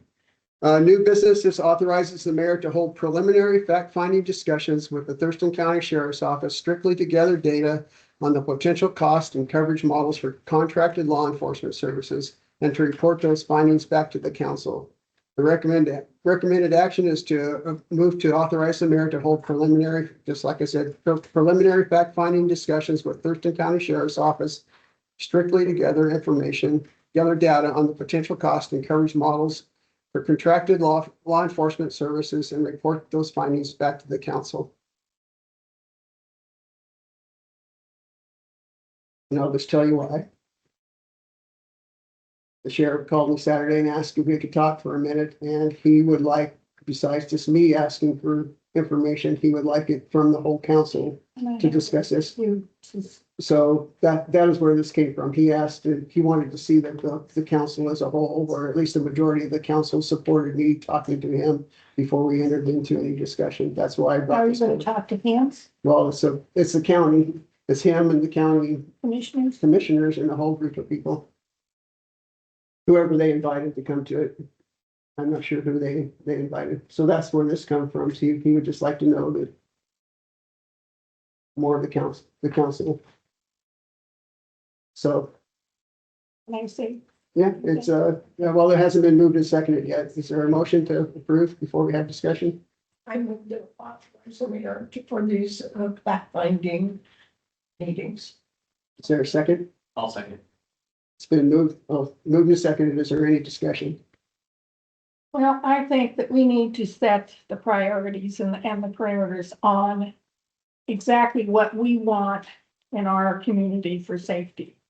And I don't think that you should be meeting with anybody until we have decided exactly what the council wants. We need to find out whether or not there would be one deputy assigned specifically for Tenino. Want to know exactly what minimum patrol coverage would exist within the city limits. What response times expected? What are the service expectations set by the council? Would they provide community-based policing? Has there been a formal contract proposal from the sheriff's office? We don't even really know how much it's going to cost. Has Thurston County vetted the estimate and have the service levels been defined? I think that, you know, the biggest thing with me is if we dissolve the police department and then decide we need one later on, we'd not only be very expensive, but I doubt very much if we'd be able to get one back. You know, that's the thing. You'll never have to. So, and Davina brought up the point about the Tenino residents already pay the sheriff's office. We already paid a lot of money to the sheriff's department for what they do now. I think that's about it. I think there's a lot of things we could talk about for the budget that have nothing to do with dissolving anything or getting rid of people or anything else. You know, we have a good area in town. We have a wonderful park. We have all kinds of things that can be done. Expanding commercial activity, support local businesses, encourage infill development, like we've got a couple lots that we could maybe get a developer to come in and put a house on and, you know. And this is one of my favorite. Growing the city's tax base. Well, you know, it doesn't sound like much when you say sales tax. But I think if everybody in this town would do like I do and order all their paper products on Amazon to have delivered to their house, Tenino gets the tax. And that's what I do, and that's why I do it. Why do I want to pay 10% tax in Tumwater when I can pay 8.3 in Tenino? So, okay.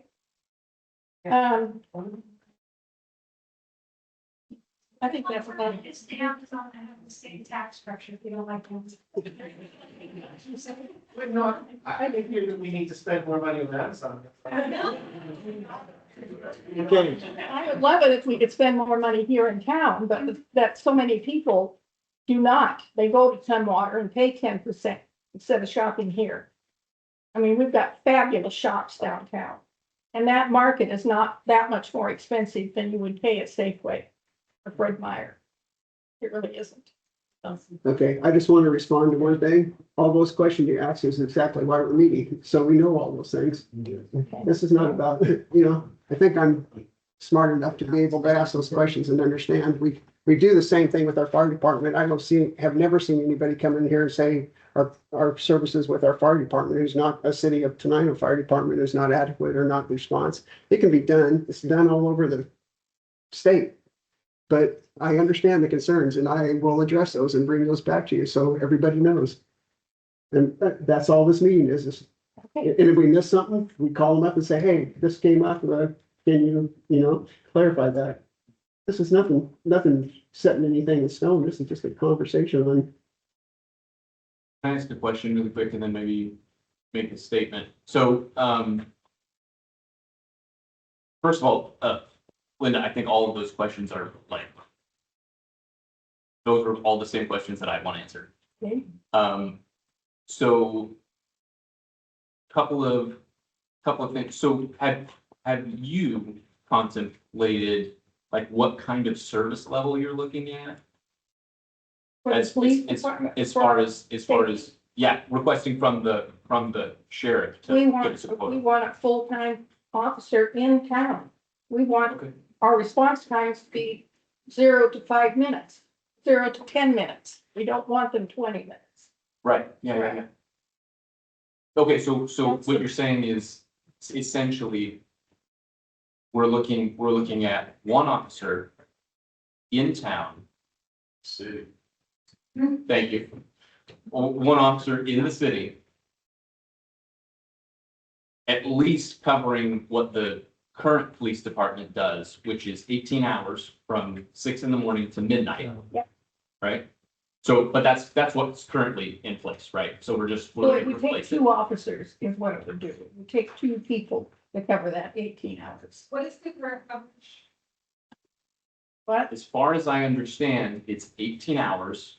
We have a school resource officer who is stationed 100% at the school. And then we also have one officer on duty. As far as I understand, That's not 24 hours a day. That's- but not 24 hours a day, just for the 18 hours. right, If people are on vacation, that varies. It's not guaranteed. Yeah. Yes, so staff, obviously when you're running your own department, you have to deal with staffing and like, who's on vacation and who's on leave here and, whatever. So I think the other question that we could ask is, can the sheriff supply a single deputy or a crew of deputies, right? That are essentially Tenino assigned, yeah. But what so I've been that talking they are about in the for- community, right? They only work here. They only work in and around Tenino, right? So they start to understand where the schools are. They start to understand who are the people that are around here all the time, right? They start to get to know business owners when you guys interact with law enforcement. I think those are part of the questions that we're gonna get answered, and I hope we get answered. I mean, if we don't, if the sheriff doesn't answer those, that's gonna be a little bit of a problem. Did that start to get at some of the concerns? Yeah, but I want to see them do it because I don't think they can. They don't have enough manpower themselves to do it. And if they did, it would cost a lot more than what they're saying that it would cost us to have them do it. Hey, and if that's the case, I mean, that's the bridge that we have to cross, right? When we get there. Like, That's what it is. But I mean. that is one of the things that for sure that we need. And you know, they're gonna need 2 officers to cover an 18-hour shift. You can't expect one officer to work 7 days a week. They have to work within their schedule. Yeah. They have schedules that they use. And then one comment, I realizing that like, okay, so if a contract is on the table, like, what does that look like, right? Are there other places around the state that are already doing this? And it's becoming actually quite a common thing in King County. Now, granted, we want to be like King County, we don't want to be like King County, right? That's But I been think- like California. I think one jurisdiction that is close to us, at least the quick search that I did, and this is on King County's website, so anybody can go look at it. Is the city of Carnation. City of Carnation has a contract with the King County Sheriff's Office.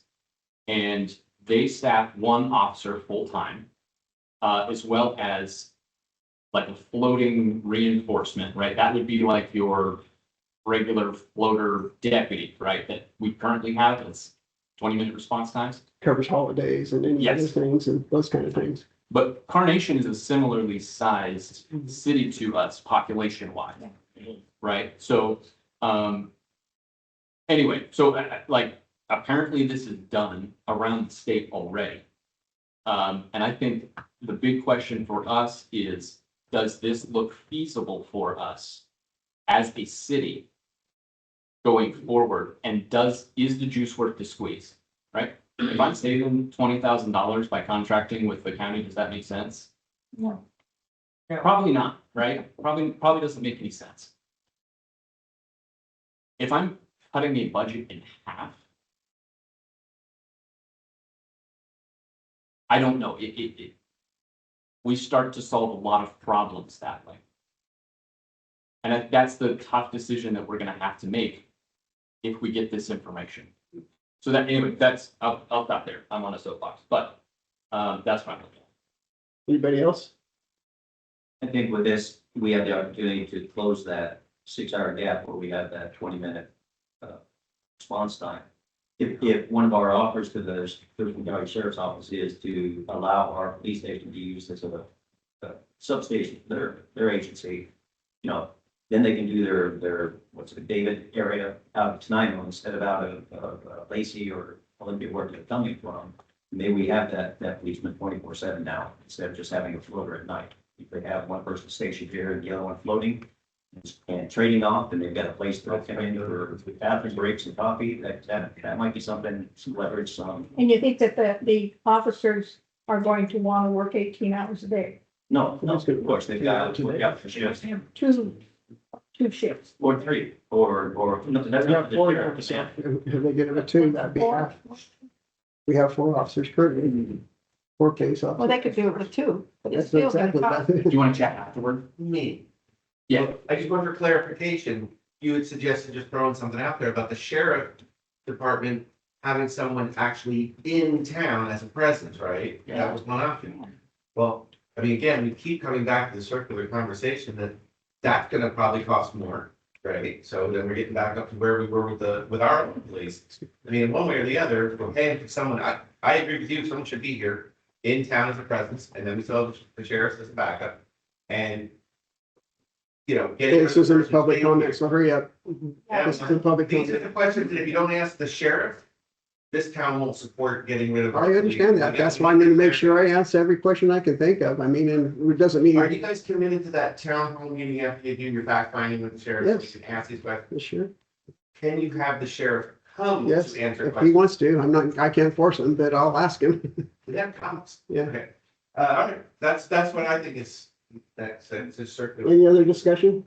Well, you know, Lynch's list is pretty much what I'm hearing from other council members from the town. That's what. And Adam is he's on the budget committee and on the public safety committee. I'd like to see him join you, so you're not there all by yourself, based on all against the county folks. You know, someone there who can ask questions from the council perspective, not just from the mayor's perspective. And if he can make it, he's welcome. It's during the day, so I know he has a job, but, Nancy will be there also for just on our budget side to understand budget.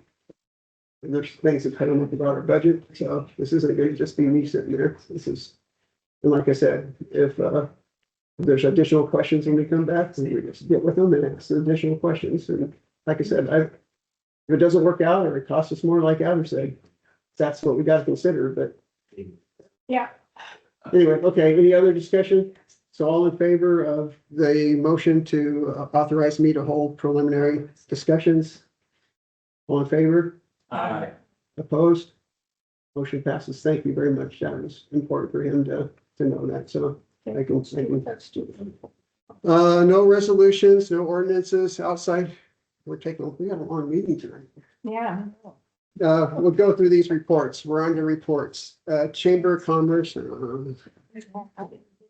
George had us quick one. Let me see if I can, sorry, I was focusing on the. There it is.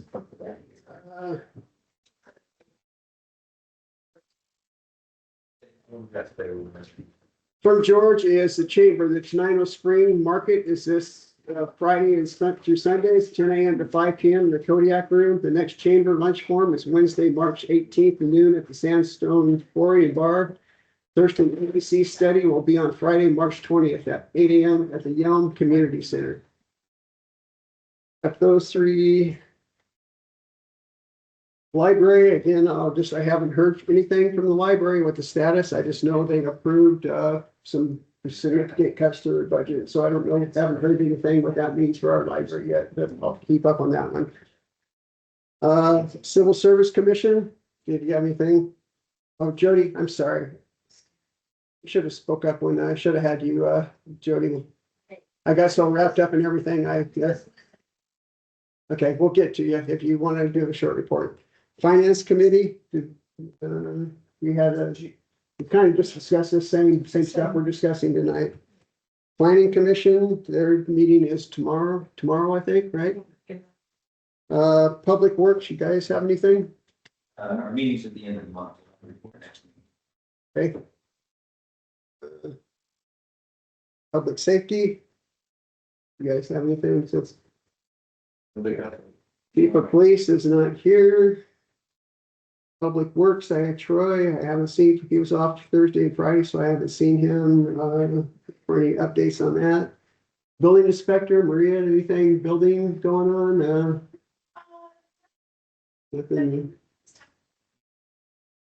Park, Jessica, thank you for your patience. I know Jessica wanted to. Any other night, we would have been done like an hour ago.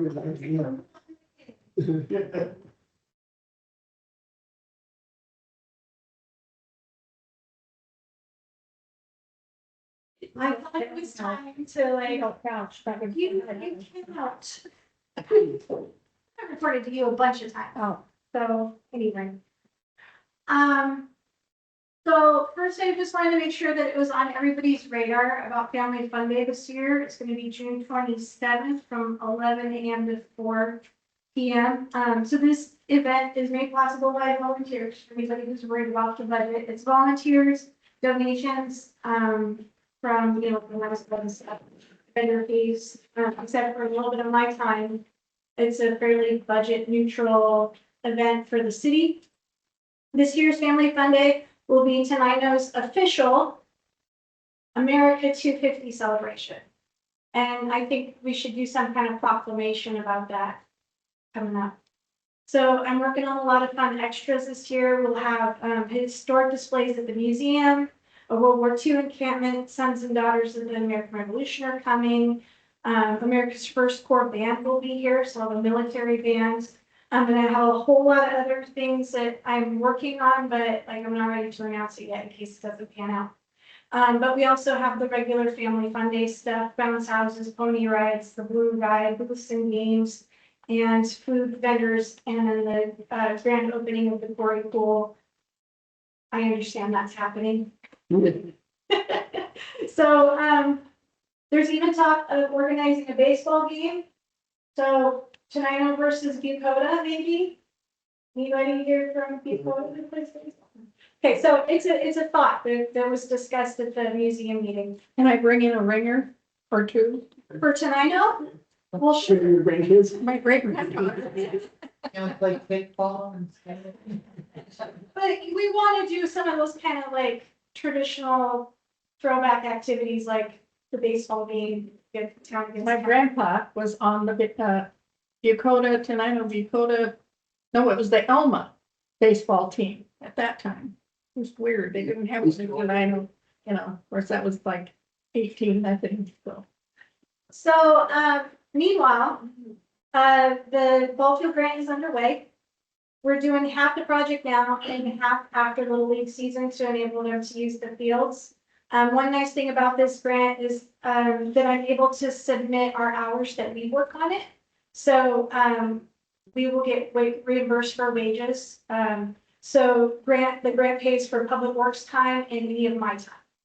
I'm trying to pay for as much of my time as possible. And also as a budget thing, I'm only half time now, so I'm not doing as nearly as many things that I used to do, like teaching classes and stuff like that. That's pretty much out the window. I'm very focused these days on grant management and those kinds of things. So, we're waiting to break ground on the basketball pickleball court. There's a few red tape things I gotta do before that gets done. Cultural resources have been done. The port grant is gonna be part of the port grant money is gonna be ours, the city's match on that. So trying to make that a neutral project for us as well. We're in the process of getting everything lined up to start the trails grant up on the Norseman property.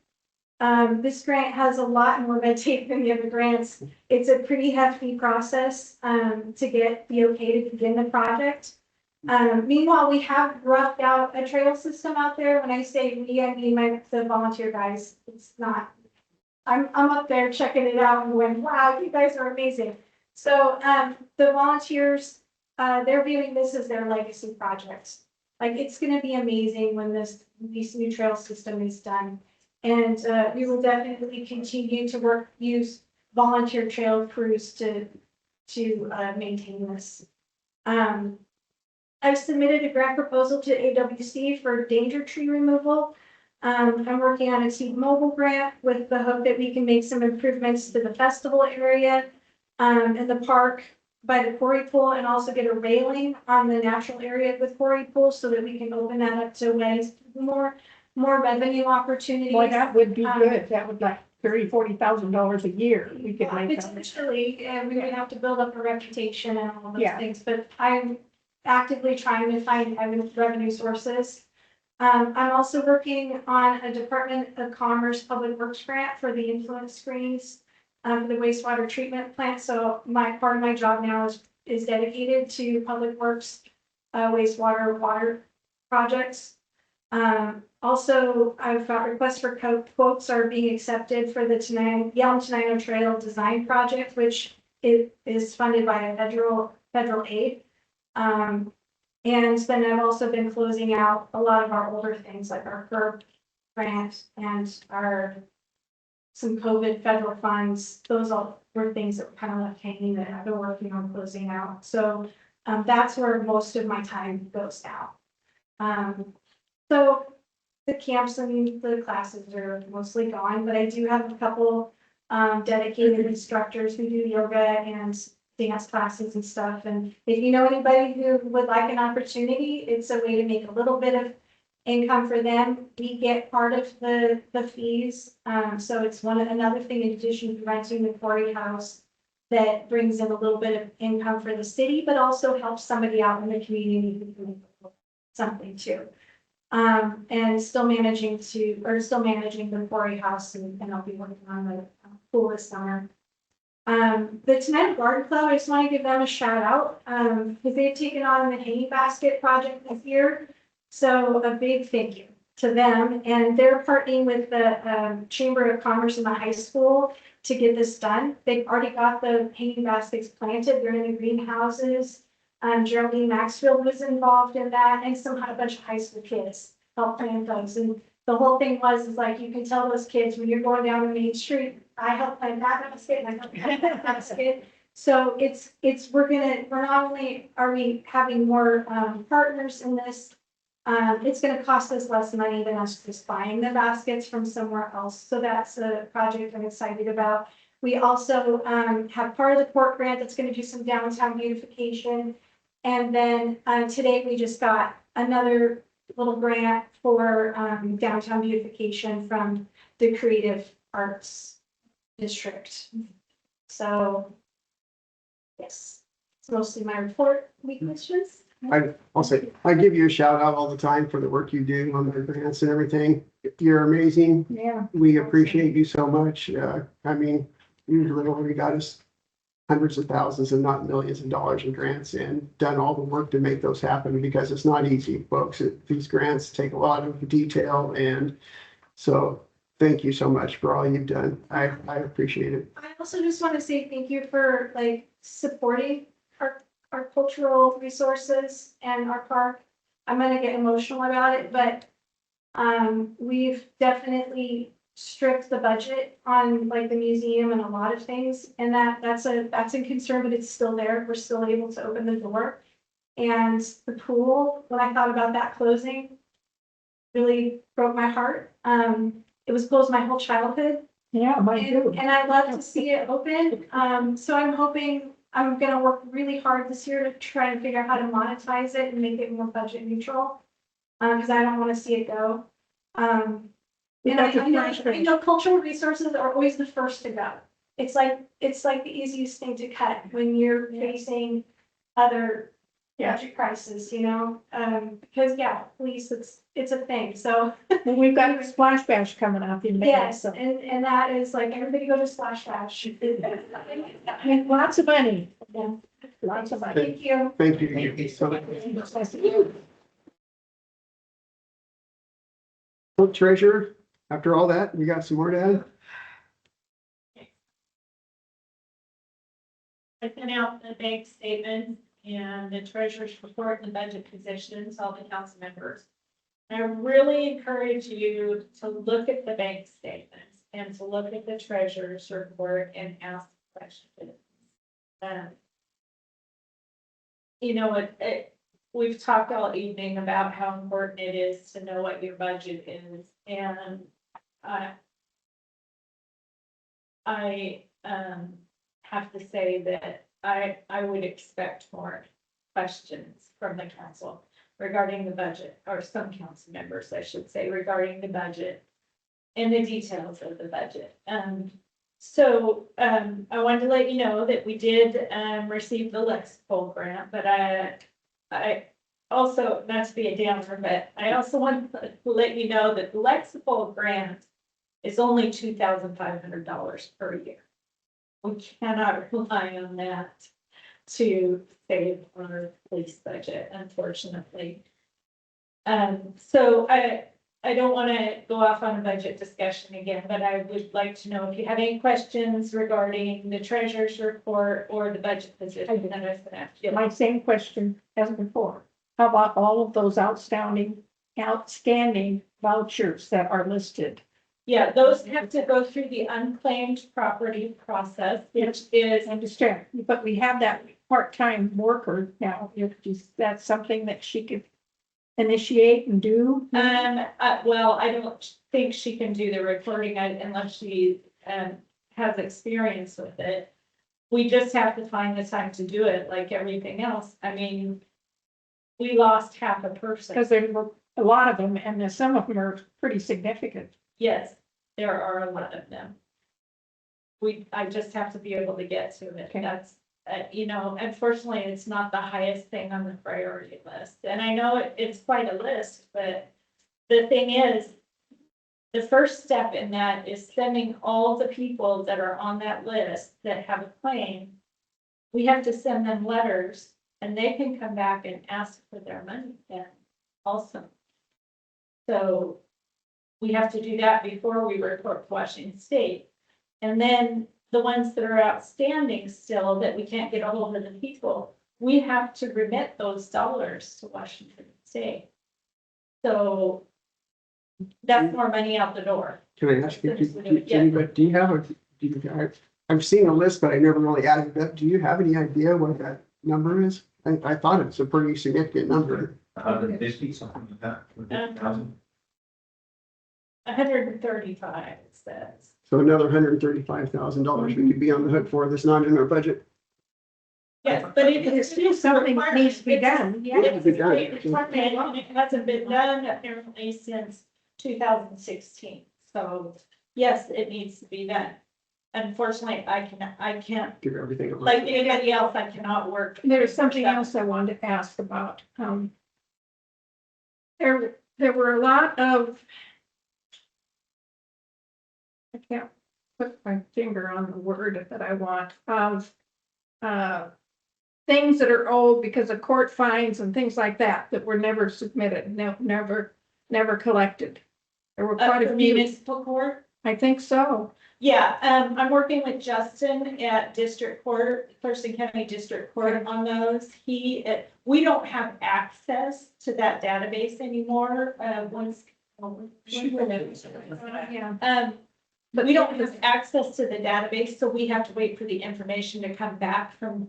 At Thurston one County. point, it was way up there, like They solved it a lot. $3,000. Oh, I don't They think, solved it. It's very little now. yeah, They've got all that. no, fixed. it's not anywhere near that. Oh, because it was. at one Yeah, point. Want to fix all those before most of them she left. I can't remember the. It's like $20,000 in maybe. That I think a little bit. He emailed me last week. And sorry, I don't have that information. But the court took over all those collections, so. So he will be sending me information for us to research, and that may take some time, because some of those. Thank you for being here. Years. Okay, So, all right. Okay. Anything else for Nancy? any other questions? Going back to the checks, I'm remembering that there was actually a line item in the budget for that. That's what, an expense or something? Now, I don't think so. It's not tracked. There's no line item in our budget for that. It's tracked on the treasurer's report. I wouldn't sit on that unclaimed property, it was fast. I've done a lot of Yeah, there's no line item that says, hey, we need to have $150,000 to pay back all these claims. There's just a list of claims that have been outstanding since, she said, 2016 or whatever. Okay, so if we start trying to clear these, there's a chance that's an additional expense. Yes.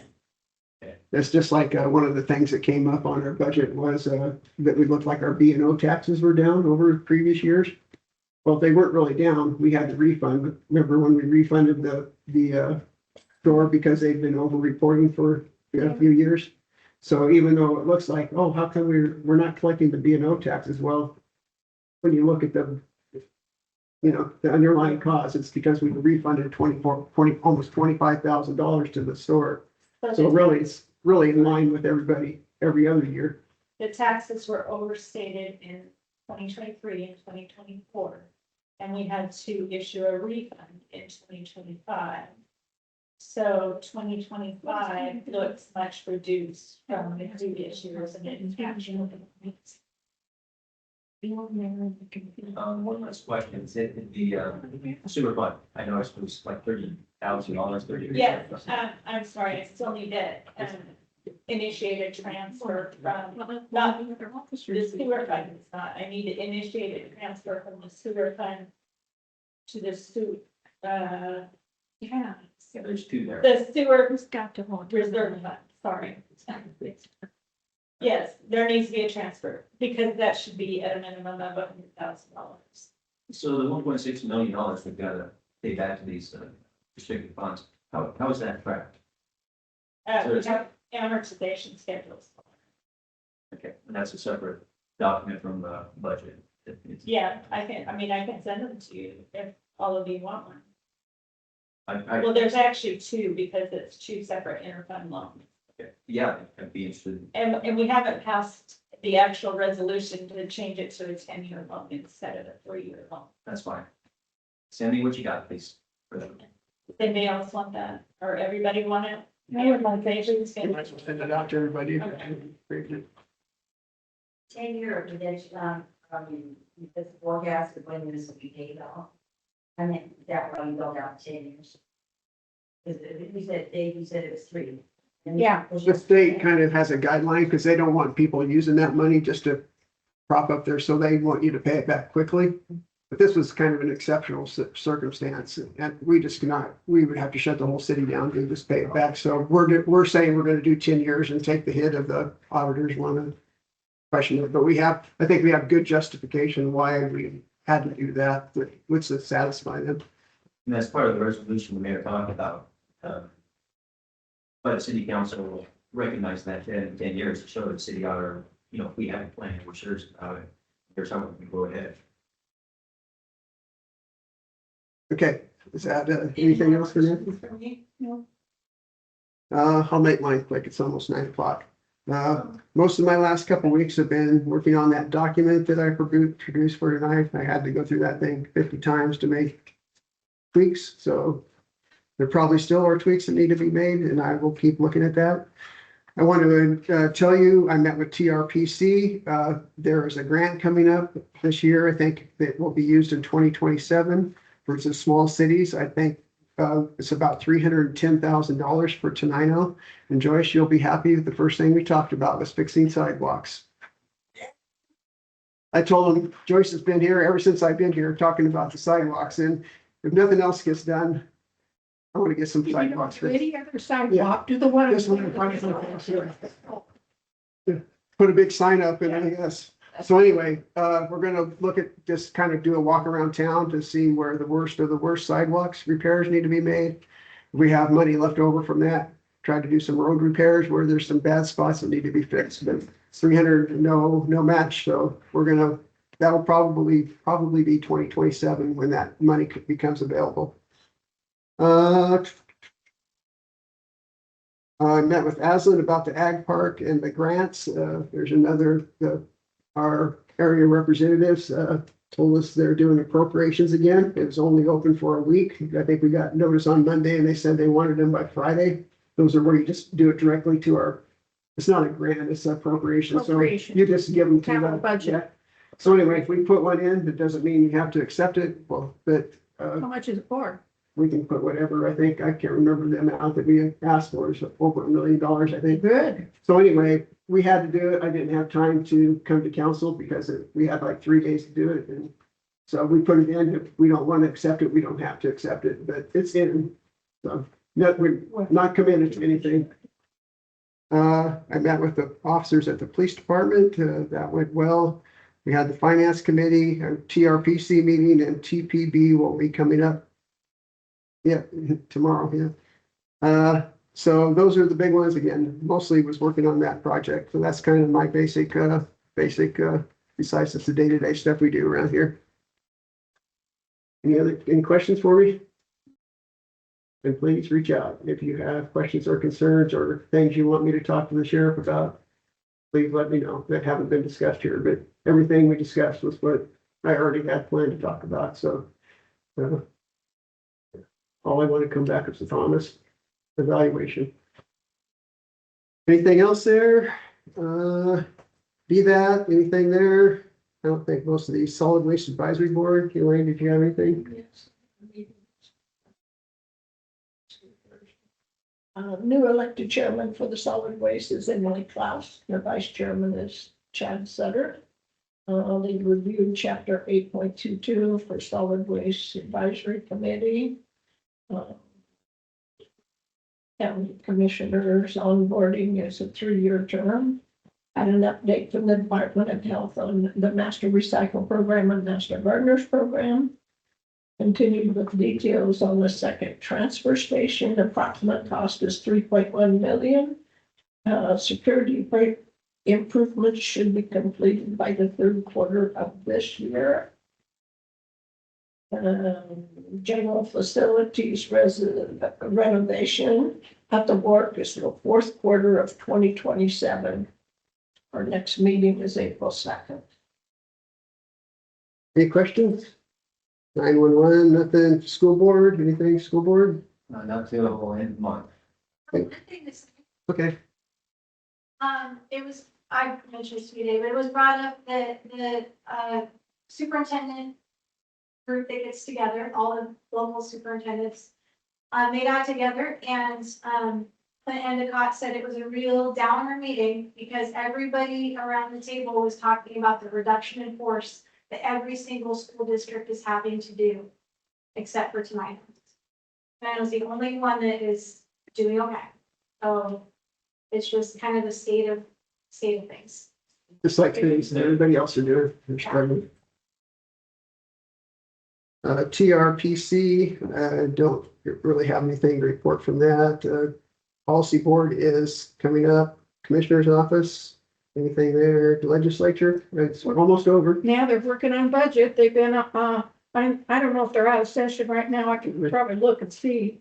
They started yesterday morning at 10 a.m. and they were still there when I came to work, and they were still there when I left at 4 o'clock. At 6, they were still there on the news. Okay, Good. over 6,000 amendments to the minerals, millionaire tax bill, 63, over 6,000 amendments. Oh, sure. Unbelievable. Maybe I'll be there on Friday. And I just, well, I don't know how, what kind of, Yeah, what state are they in? exactly, to be making laws right now. You know, they've got to be all broad as heck. God. Oregon Trail Days? Anything? The committee met and everything's moving forward. Parade's already got a couple of entries, so ready for that. So I hear a rumor that somebody else is doing the parade organizing this year. Is that true, or are you still doing it? It's got that. I don't, well, I guess I don't need to be so busy. Yeah, I can't remember who was filming. Where that really got started. Interesting. Public comment too. Does anybody else want to make a public comment? Jody, do you want to speak real quickly? I know you came here and been sitting here the whole meeting. If you want to, This is gonna be totally up to what you guys are gonna wanna do. Cause you're only gonna have 90 days pretty quick, You're only gonna have what? 90 days. Okay. 90 days? I knew if I got started, she 90 would, days. I don't know. Remember, we brought Seth in here to talk to you about the purchase of the building. So we're going to have a new, appraisal done tomorrow. So as soon as I have that in my hand, you only have 90 days to accept it. So we need to figure out what you all want to do. And I haven't heard from any of you. Okay? The only person I've heard from who's called me, it's not like I hide. So here's, you get two choices here. And one is better for the city than the other, but it's up to you to make the choice because I'm not making it for you. So the first choice is that you carry the contract. I want you to not vote on this, but to be open to it, is that the city keeps the contract for both parcels down there. We pay you on a monthly basis, plus interest that I'm willing to pay because the city is upside down and sideways. Okay? That is what's best for the city. What is not best for the city is choice number 2. That you wait the 4 years so that I can collect the money from different organizations, funders that we have, and possibly go to the bank to finish purchasing it, because we have rented those 2 parcels, Least.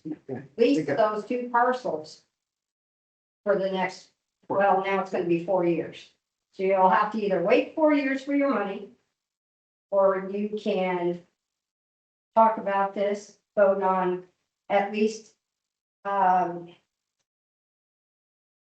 keeping it your mind open for this. For the city to hold the contract. Because that would, huh? The sales contract. Yes, like a pink slip. Mhm. You would hold pink slip. But It's catchy. and you would start getting those funds rapidly. Sure. So I would like you to think about this. Okay. And there's a process. When we get these appraisals back, the city, I've already talked to the attorney, we have to go through several steps to surplus property in the city. So we already have those lined out with our attorney and we'll be ready to go as soon as we get those appraisals back. A very short period of time to be able to do that.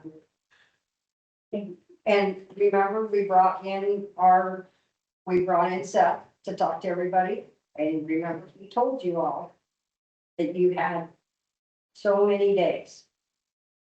We have a contract with him that spells out the steps for sales or, yeah, so. So I was under the impression that this was like, you all were gonna get a mortgage essentially, for lack of a better term, a mortgage, right? Yes, And we then can- purchase the building from us and then we would be free and clear of the property. Yes. Is it different? I'm trying to help the city as well. So we would get a mortgage. We would go to whatever, But I would hang on to that until the 4th year.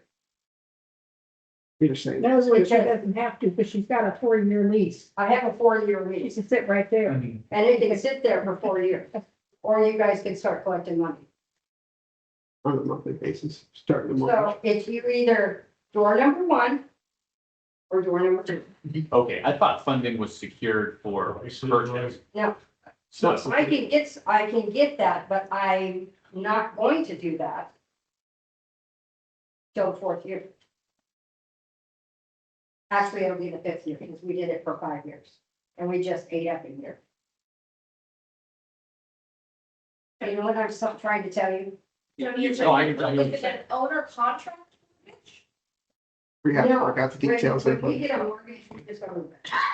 I understand that, but I'm lost on the, how we're gonna wait 4 years to collect on that. She doesn't have to do it for 4 I years. She's don't got have a to lease lease. for 4 years because I'm renting it.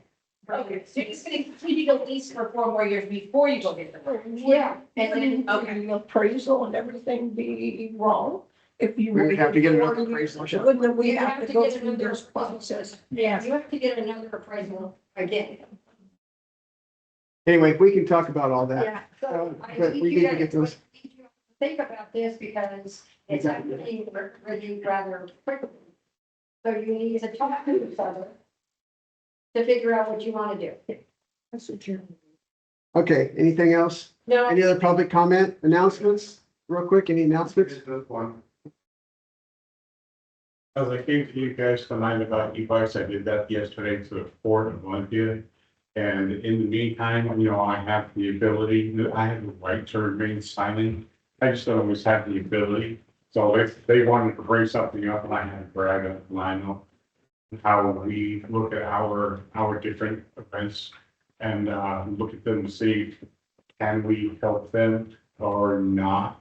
Well, of course, looking at the same thing on a much grander scale, so I had to brag, and we've been doing it for decades. That's all. Thank you. Any other announcements from anybody? Council? Hearing none, we are adjourned.